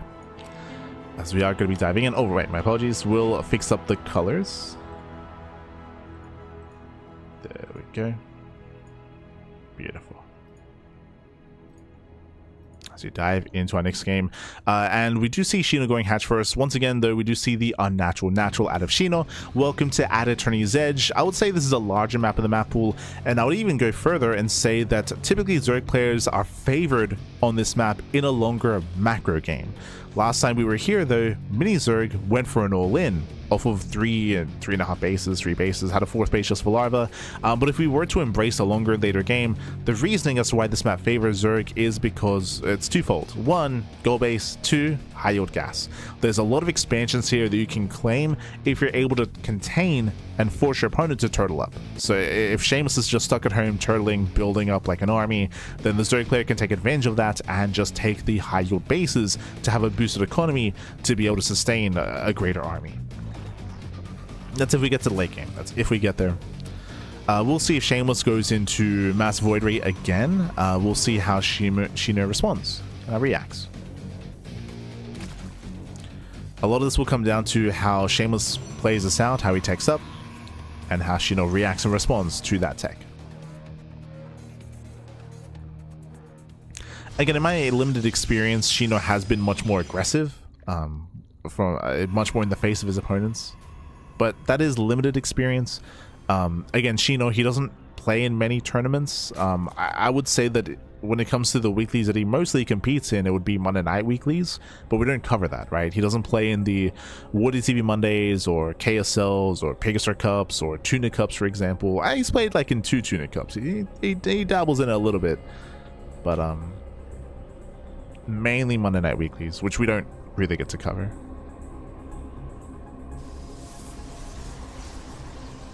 So show us what you got.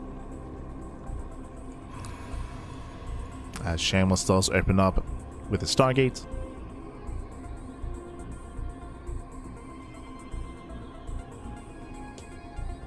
Wait, game in my SC2? Again, I don't know if Sheena's really gonna go there.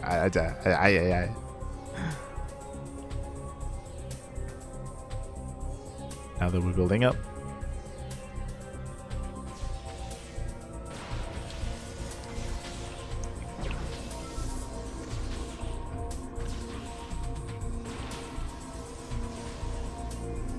Catching up the first Overlord, and we're going Stargate first. Opening up with the Stargate.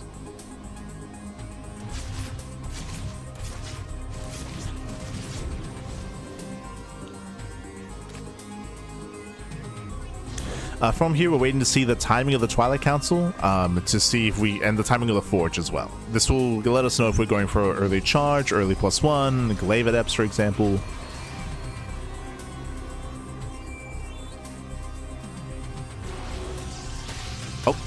Nice figure. That's a kill. Yeah, it's a kill on a cancel. The gateway does go down. A very nice catch here from Sheena. Nice catch. As the 3rd base is coming up on being halfway done, so it looks like we're not going for any kind of early Twilight Council. Opening up Double Oracle. There's no Skyjust Rush here like we saw against Mini Zerg. Not this time. This means that Sheena, he's free to drone, saturate, and tech up into Ling Hydra. We'll see if he does go for an early Nest. We'll see if he goes for an early Evo Chamber. We'll keep an eye on Sheena.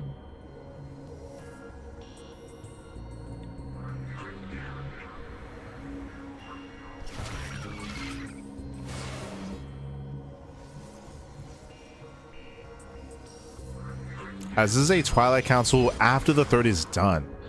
So a very late council here out of Shameless. Going council into Forge. But again, much later.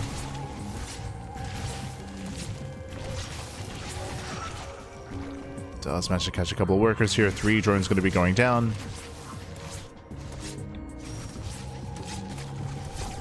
Ooh, and the Oracle even overextends. Losing an Oracle, 3 drone kills is okay, but for an Oracle, this is not worth it. Oof. Gets up to 5. Adepts are moving in. There's not really that much on the ground here. Yeah, only 5 Zerglings, and we are going for a +1 and blink. It's going to be a +1 and blink follow-up. With the Robo as well, I'm curious if we're going to see something similar to last game, actually. Oh, this is getting it. Jesus, what is going on here? 12 drones? Do we get one more? Not quite, but 12 workers do go down. We're paving the way here. We're paving the way to go for the same kind of style. Because of the crippled economy, the idea of getting ready for Colossus, it's not going to be as feasible here for Shino. We see Overlord Speed. Usually Overlord Speed is not researched unless we plan on building Dropper Lords to go for a Dropper Lord play, so this does pique my interest here. Looking at Shino. Yep, double Robo, double Colossus. I'm going to be repeating myself, but we spoke about this last game that because of all the early damage that Mini Zerg sustained in the last series, it meant that the ability to build up into like Hive Tech Vipers or Lurker Tech, it just wasn't really feasible to get that ready in time for the Colossus timing because of that economic damage. We're seeing something very similar here, where Shino, he bled out 12 workers early on. We'll see if this 4 Colossus timing does break through and does overwhelm. So again, very similar to last game. Bailey say waddle in. Shameless does react, he does respond.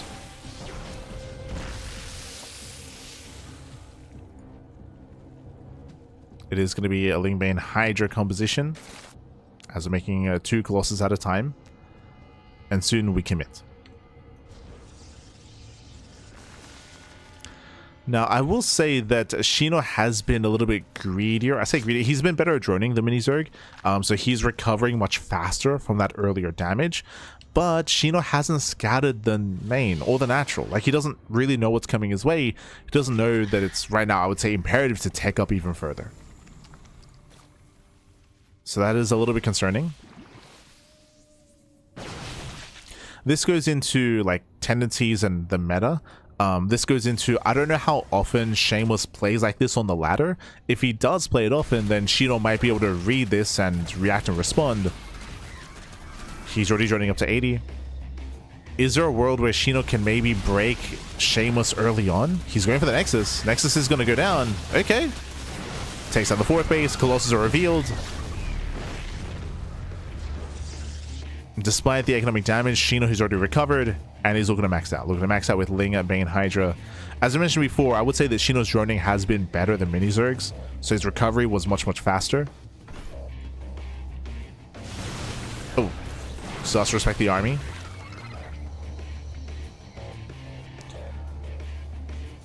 Yeah, it still has to be the pit, though. We're still working towards the Vipers. I still think that Shameless hits first, right? We'll see if it's going to be... I mean, Shino's going to be maxed. The big difference here, right? Shino's going to be maxed out. There's a world where Shino might be able to surround this army anyway and just collapse in and break through the Colossus even without Viper Tech.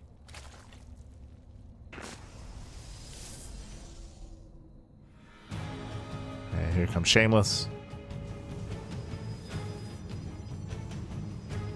He is pushing. At the same time, Shino getting ready for a Ling run by. Army gets spotted. Shino, he's maxing out. Lings, they backstab. They hit the 4th base for a second time. It's all or nothing for Shameless. He's going to go in. Takes down 3 queens. Yeah, 3 queens go down. We can see Shino getting ready for a surround through the speed zone. Yeah, he comes in with the surround, collapsing on the army. Bailey's, they crash in. And do we get on top of the Colossus? Yeah, Colossus, they kite away, and we're going to get on top. Yeah, we're going to get on top here. Aye. Some heavy losses for Shameless. He will lose everything. And that was it. Like that was supposed to end the game. With that, the army crumbles. Now we're going for the 4th expansion.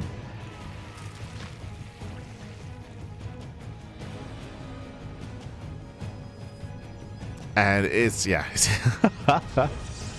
Oh no. This goes into what my assumption was when it comes to the game against Mizurg was that it was very much so like tempo-based play. But here again, with Shino having a much more robust economy, he just shuts us down. He doesn't even need the Vipers. That's crazy. Doesn't even need them. Takes down the 4th expansion. Pushing in. GG gets called. And Shino takes game number 1. GG. GG, well played. Does shut it down. It does take the first game here.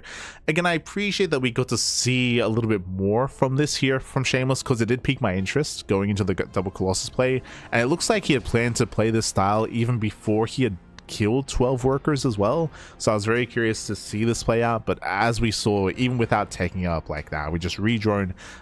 Again, I will emphasize that Shino did drone back up to 80 much faster compared to Minizerg, so he was able to drone up very quickly and then just max out, come in with this round.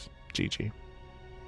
For Shameless, it was basically a borderline all-in, where that 4 Colossus push is supposed to kill. It's supposed to kill, it's supposed to do crippling damage. With it being shut down, I mean, that's game.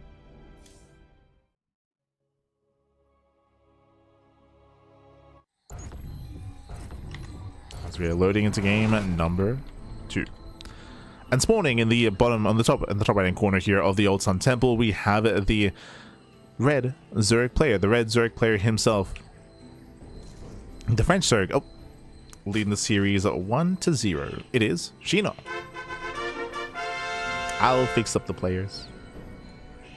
And spawning in the top left hand corner, we have the blue Protoss player, the blue Protoss himself, representing Stony Balls. It is Shameless.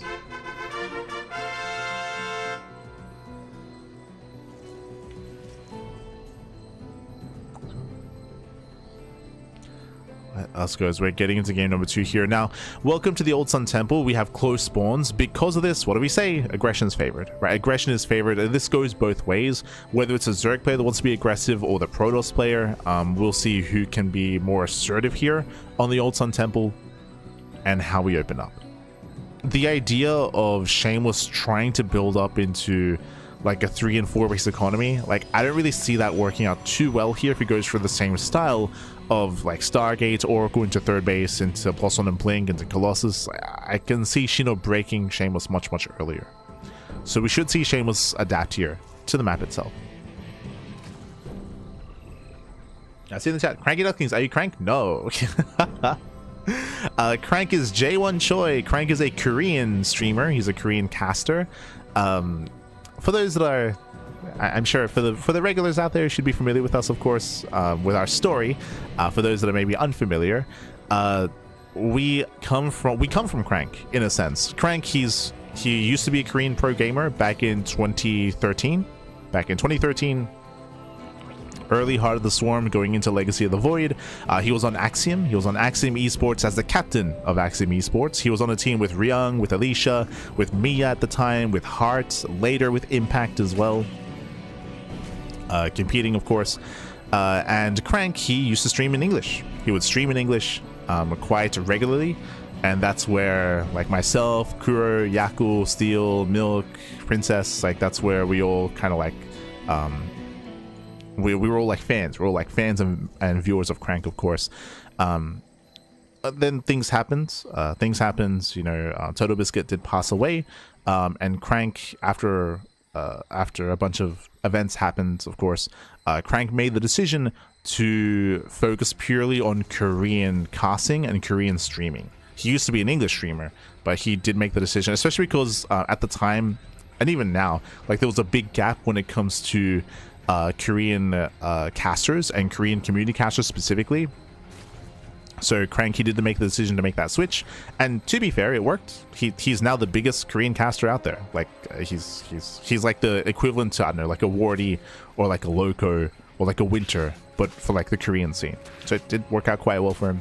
But when he made that decision to make that switch, to make that change, his English viewers, we kind of, you know, we're like, oh, what do we do now? We're like, you know what? We'll do our part. So we decided to form our own team, form our own group, and we started casting as well, but in English. Started doing our own casting, running our own tournaments. that was one of the things that kind of like motivated us to do our own thing in our own way, to do our part, right? To do our part. Where Crank was casting in Korean, we'd be casting in English and hosting tournaments in English. And so as a result, we called ourselves the CranKy Ducklings, in tribute or a reference to Crank. The reason why we're the Ducklings is because if you were watching Crank back in the day, his mascot on his stream was a duck, was a little duckling. That was his mascot. So hence the name, CranKy Ducklings.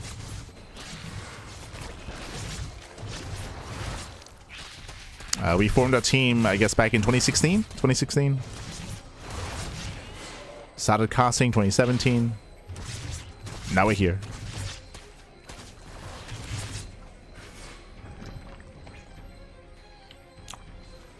And every now and then we actually cast like the same events together, for example, or like Crank reaches out and he's like, "Yo, I'm like running like Crank Gathers or something," and like, "Yo, you want to cast it? Yeah, let's go."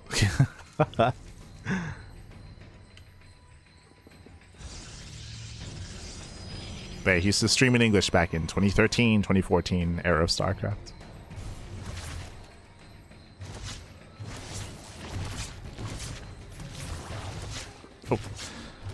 When it comes to the game itself, we did go for our own standard opener, Stargate into Oracle. The Oracle moves out across the map. It does get one drone. Four, so my apology. 4 drones going down in total here. And we are rushing Sky Toss. Okay, this is very bold. This is very bold here. We did mention that like rushing Sky Toss is very meta. Like this, we spoke about this during the previous series, during the mini Zerg series. It's very standard, it's very common.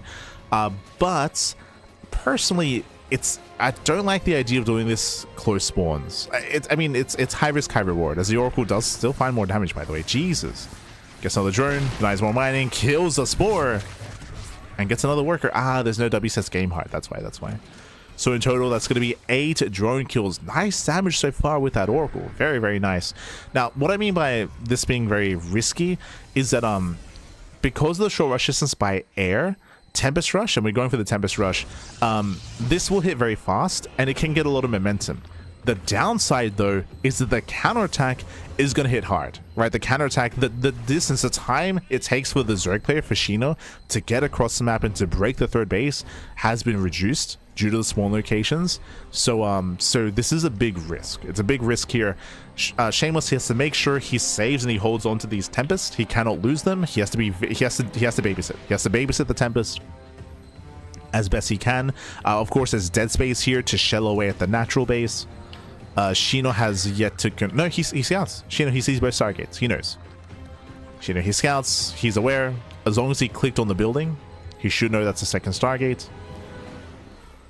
Which is why it's surprising to me that Shino, I mean, he's going into safety roaches. But the goal here should be lair into Spire. Should be. As things they move in.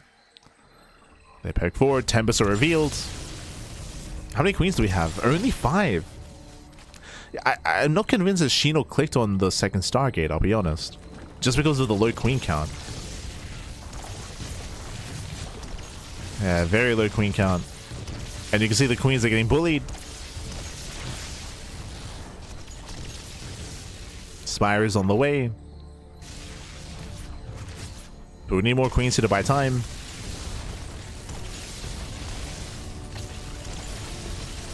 And again, because the Spire only just now begins, there's a big window here where the Tempest can just chill in the dead space and just get free damage. Just pick away at the gas geysers, the drones, the Spore.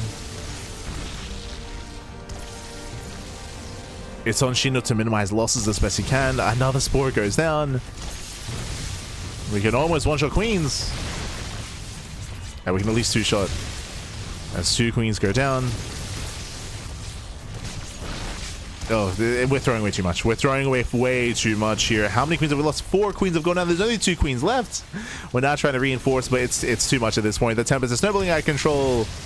You gotta babysit your queens, Backy. Oh, God. Without queens, there is no defense. There is no defense. There's no holding. The base has been broken.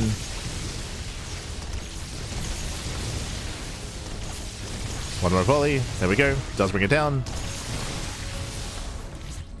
corruptor production has now begun, but this again is hitting so late. Behind this, we already have Void Rays. We already have Void Ray production to help deal with the corruptor's lings. They do hit the natural base. They're trying to break down the front door. Desperation out of Sheena. He gets across the map. He busts into the mineral line.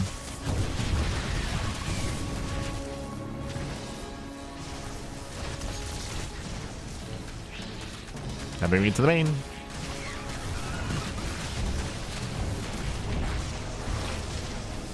Moving into the main base. And we do pick up a couple of workers here. That's going to be 19 probes going down. Not bad. Nice damage. At the same time, Tempest they bust into the main base. They kill the lair. They recall back home. One Tempest goes down. But did recall. And again, he's been massing up Void Rays. So we already had the Void Rays on 3 expansions. Shino's drone count is healthy, but is heavily oversaturated. Long distance mining, the economy here is not efficient, not what it needs to be. Corruptors, they try to move out. Meanwhile, Flux Veins has begun. And these Corruptors are going to be careful. We cannot throw them away. Oh god. Get out of here. Yeah, GG. GG. And with that, Shameless, he ties up the series 1-1. GG. We're going to the ace match. We're going to the ace match here. Again, I don't know if Shino clicked on the building. Remember, he did scout the main base. He saw the second Stargate producing, but I don't know if he was fully aware just because the queen count was very low. It was only 5 queens. Only 5 queens when the Tempest arrived.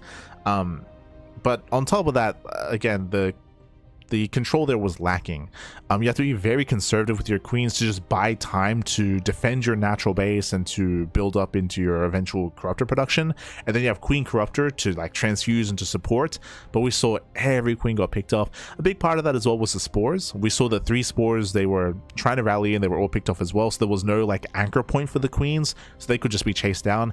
Ideally, you do have a couple of spores or even just 1 spore in position to as like a safe zone to like pull back to make sure the Tempest can't really gain too much ground while you like build up your queens and you conservatively try to make use of that. But unfortunately, we saw that all 3 spores went down very quickly, and then Shino just had his way with the queens. Sorry, Shameless had his way with the queens. Had his way with it. And we saw by the time that Shino could break out across the map and move out across and try to make use of his army, it was too late. He'd already lost 2 expansions, the natural, the main base, lost all of his queens as well, limited larva. GG. GG. It's one of those things where Shino, he had a high drone count, but he couldn't make use of it. Couldn't make use of it. And now we're getting into our next game.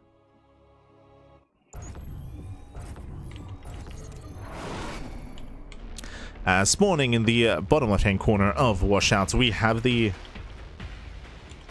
French Zerg player, the French Zerg player himself. We have the Red Zerg being forced into the ace match. Can he bring it back? Can he bring it home? It is Shino. Spawning in the top right-hand corner, we have his opponent. Now we have his opponent here. We have the blue Protoss player. We have the blue Protoss representing Stanley Bulls. It is Shameless. See, thought in the chat. Do you know what the last score was for Shameless versus Arcfire, the lost match from last week? The score is Shameless 2-0 over Arcfire. I'll let you know. You know, but yeah, we did reach out to the players to try to get the replays last week. Unfortunately, Shameless, he was letting us know that he was playing on a different PC, so he doesn't have the replays available. Like, and Arcfire didn't have them either, so unfortunately we don't have the replays for that series. But Shameless did 2-0.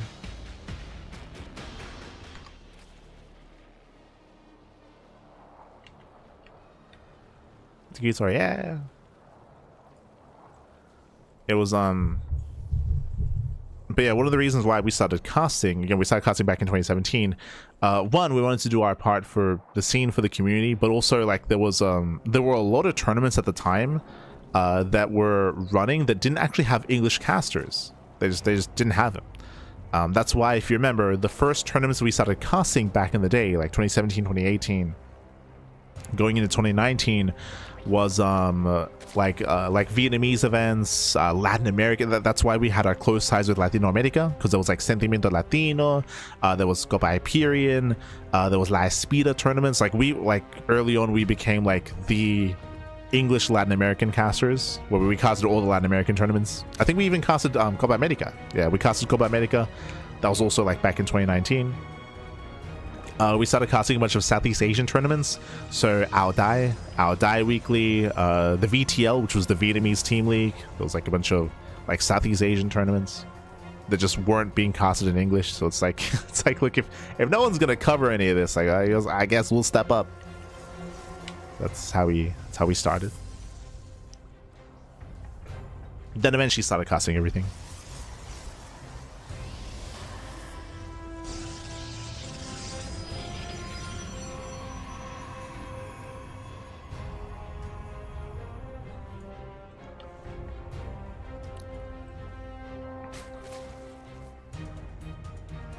For now we are going to be opening up. And again, welcome to Washout. Washout is a bit of a larger map or a longer rush distance here by ground. We'll see how Shameless does mix things up here. For the most part, it's Shameless kind of deciding how he plays things out, and then Shino reacting and responding. Our last game was Shameless going into the Mass Skytoss into Mass Tempest, and again, Shino just having a very hard time defending with his queens early on. Did bleed out far too much in terms of queens and spores, so it very quickly snowballed out of control. Like against a Tempest Rush, you need to be on point with preserving your queens and preserving your spores to buy time for the Corruptors. It's all just about surviving until Corruptor tech, and Shino, he struggled to do so. I don't see that happening here. I don't see like a Tempest Rush happening here. As you mentioned, it was like high risk, high reward for Shameless last game because of the close spawns, the short rush distance by air. That did benefit him. Because the Tempest hit even faster. Oh, that's 14 lings. Oh my god. Shino, he's link flooding. Oh my. He's like, you know what? I've had enough. 14 lings being sent across the map. We're going for a massive link flood. Link speed is about to kick in. We're pulling out of gas as well. Bold move going for a link flood. Thankfully, there's no Oracle. It's going to be a Void Ray, so the DPS rate of the Void Ray is much lower than the Oracle. Against mass ling Oracles, they can excel. Void Rays, they have consistent damage, but it's very slow. It's very low amount of damage. The things, they will at least deny the third, but we need more than that. Like, this isn't all in, straight up. Like, only 4 drones, only 4 workers. Ideally, Shino wants to lure the army out into the open. Does surround 1 adept. Void Rays revealed. Shameless supply blocked. And Shameless see a supply block to the pylon is going to go down. Takes down the expansion. Lings, they will hit the natural. There's a wall. No battery though. Yeah, there is no battery. That's a kill. That's a kill, not a cancel. Shameless is distracted. Lings, they flood in. They're going for the site. They're going for the Stargate. And they get surround. They get the surround. This Stargate is going to fall.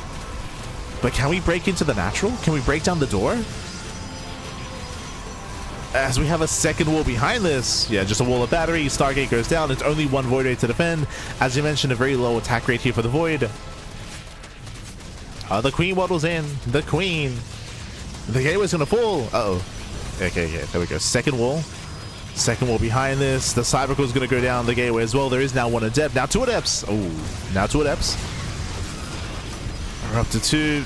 Lings, they're trying to break through. They're trying. The boys are being pulled. We pull the boys, Bappy, and Shameless is holding. Shameless is. Oh, I say that. Yeah, the shield battery's going to go down.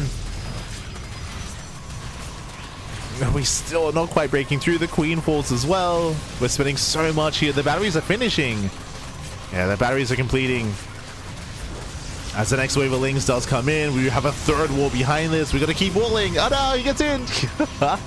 Yeah, he does make his way in here. The boys are being pulled up. It's going to get surrounded. There is still that 1 battery helping, but it's about to run out of energy. And does Shino have enough? He does. Yeah, he does have enough. He overwhelms the probes. Every probe goes down. Now we can push into the main. As we chase down the remaining workers. Still going for the production. Going for the other gateway. Just ensuring there is no army here. Another gate goes down, and the final gateway as well. In the main base, 0 production. There's 0 production in the main. So there's only 1 Zealot and 1 Void Ray to defend. Oh, some awkward SimCity. And nice choke point here for Shameless. He's defending with the boys. Jesus. The boys are crazy. But again, there's only so much that Shameless can do here with only 1 Zealot. Nice hold this micro. Oh, the gateways, they finish. Yeah, the gateways, they finish up.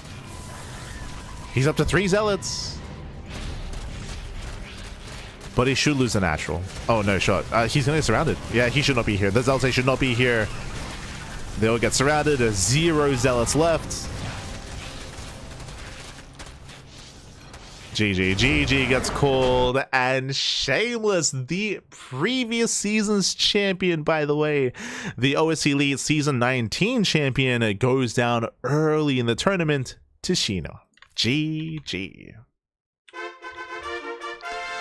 GG, well played, congratulations. Shino, he will claim the series. He will knock Shameless out of the tournament.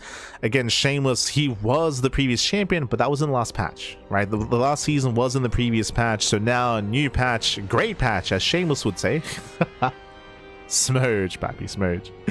But with that, Shameless, he's now out of the tournament. Shino, he will advance on in his stead. A big upset here, as with that, Shino, he will advance on into the next round. Congratulations. Congratulations here, as Shino does overwhelm. And Shino does breakthrough.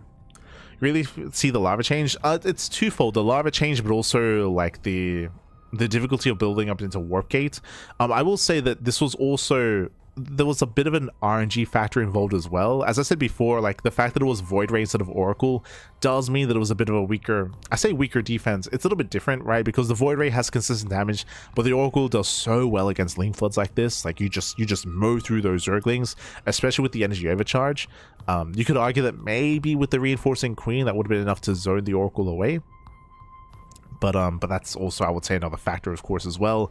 Also doesn't help that Shameless, his third base was killed. Remember, the third Nexus was killed, so he didn't get the refund for that. So that was a lot of resources down the drain. The ability to get your production back up and running was diminished because of that as well. So there's a lot of other factors that came into play there for sure. But Shino does overwhelm, does claim the series. GG. And yeah, it was crazy to see that off of a one base all in, like Shino, he produced so much. Like he's oh my god, he just did not stop, man. He did not stop. And with that, we have our brackets. Let's go. Let us go. So !B in the chat. Have a look at the back yourselves. Big shout to Thorn. A big shout to Thorn for, I believe, providing some updates on the bracket as well. I'm assuming that Thorn was updating the community page. So gracias, papi, gracias. As we quickly catch up on our matches. Okay. So from the top here, GgMaChine took down Moja 3-2. Was very close, was very intense. A very, very intense series, but GgMaChine, he does advance on. He's waiting in the grand finals for his next opponent. And who will that be, as we are down to our last set of players here? So Shameless is out. Jumi is out. Shino knocking down both top Protoss players, by the way. Jumi and Shameless, I would say that they were the best Protoss players in the bracket to represent said Protoss, but they're out. I'll say that Sebestus is going to be the next one here to potentially wave that flag. UD Soldier, I mean, I say that Art, he also came second place last season. True. We'll see if they can hold on, as Shino's been blazing his way through these top Protosses, and Art is next up on the chopping block for Shino. Meanwhile, we have Fiance. He's waiting for the winner of Sebestus and Baby Marine. For Terran players, we have Moja and Baby Marine still into the tournament. I'm looking forward to this series. Like, in my mind, Sebestus and Baby Marine, they're very close in skill. I can see that going either way. I think that like peak Baby Marine, I think I would favor him, but the reality is that right now he's not playing as consistently, so it's a little bit more up in the air here. Same with Sebestus as well. Like they're both not the most active of players, both very good, of course, in their own right, of course. And yeah, it's going to be a hard one to call between Sebestus, Baby Marine, and even Fiant as well afterwards. Like they're very close in skill. They're very, very close in skill. So I'm looking forward to those matches, leading into UD Soldier, leading into Art versus Shino, into lower bracket, into Moja, into GgMaChine. Remember, the upper bracket is now done. It's all about that lower bracket instead. Part of me would want to see a Moja versus GgMaChine rematch. Like I want to see that rematch as well. Like Moja's had the craziest story so far, going as far as he has. It would be interesting to see Shino go far as well, but I would not want a ZVZ finals. That's the thing. Like I wouldn't want a ZVZ finals. I would not want like a Fiant or Shino facing against GgMaChine. I like something a little bit more diverse, whether it's Moja, whether it's Baby Marine, whether it's Sebestus, Art, UD Soldier. We'll see. We shall see how the bracket does pan out, but we are wrapping up here for the day. Based on how many matches are remaining, this is like maybe another 2 weeks, maybe another 2 weeks worth of broadcasting, depending on the rate of play of how many matches do unfold. So we'll see, but we're nearing the end here of the OSC Elite Rising Star tournament. We're nearing the end. And over the next couple of weeks, we'll be able to crown our season champion. True. And it'll be a new champion as well, by the way. Like with Shameless out of the picture, with Art out of the picture. Still in the picture. True. But we might have a new champion this season. Might have a new one.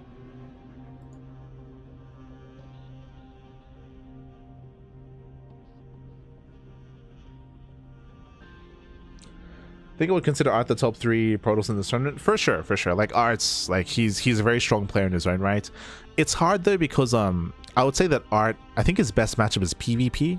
I would say that's his best matchup. All Protoss players have been struggling against Zerg this patch, and I haven't seen much of Art's PvZ here, so I kind of favor Shino against him, to be honest, but it's hard to say. Like it's like I feel like if Shino can bring down Shameless and Jumi, like I feel like he can go to town on any Protoss player here. But to be fair, these have been ace matches, right? Like Shino versus Jumi, Shino versus Shameless, they all went to the ace match, so we'll see what Art's been cooking up. We'll see.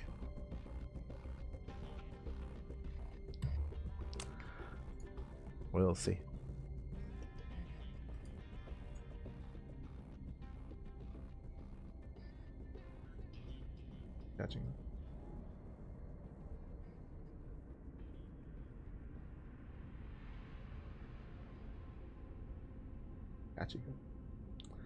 But with that, we are going to be wrapping up for the day. I'm going to be wrapping up here for the day. When it comes to the rest of our schedule here, so I get a bit of a shorter broadcast, but we didn't really have as many matches to cover tonight.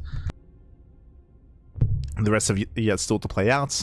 We're done for today. This evening we are not going to be live with any StarCraft.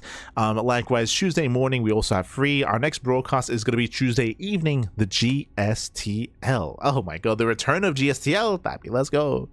We were making references and we were discussing our origin story a little bit earlier, but speaking of origins, speaking of Crank, speaking of Axiom, if you remember, one of the big events that Axiom was competing in at the time back in 2013 was GSTL. GSTL is the Global StarCraft Team League. This used to run back in Heart of the Swarm.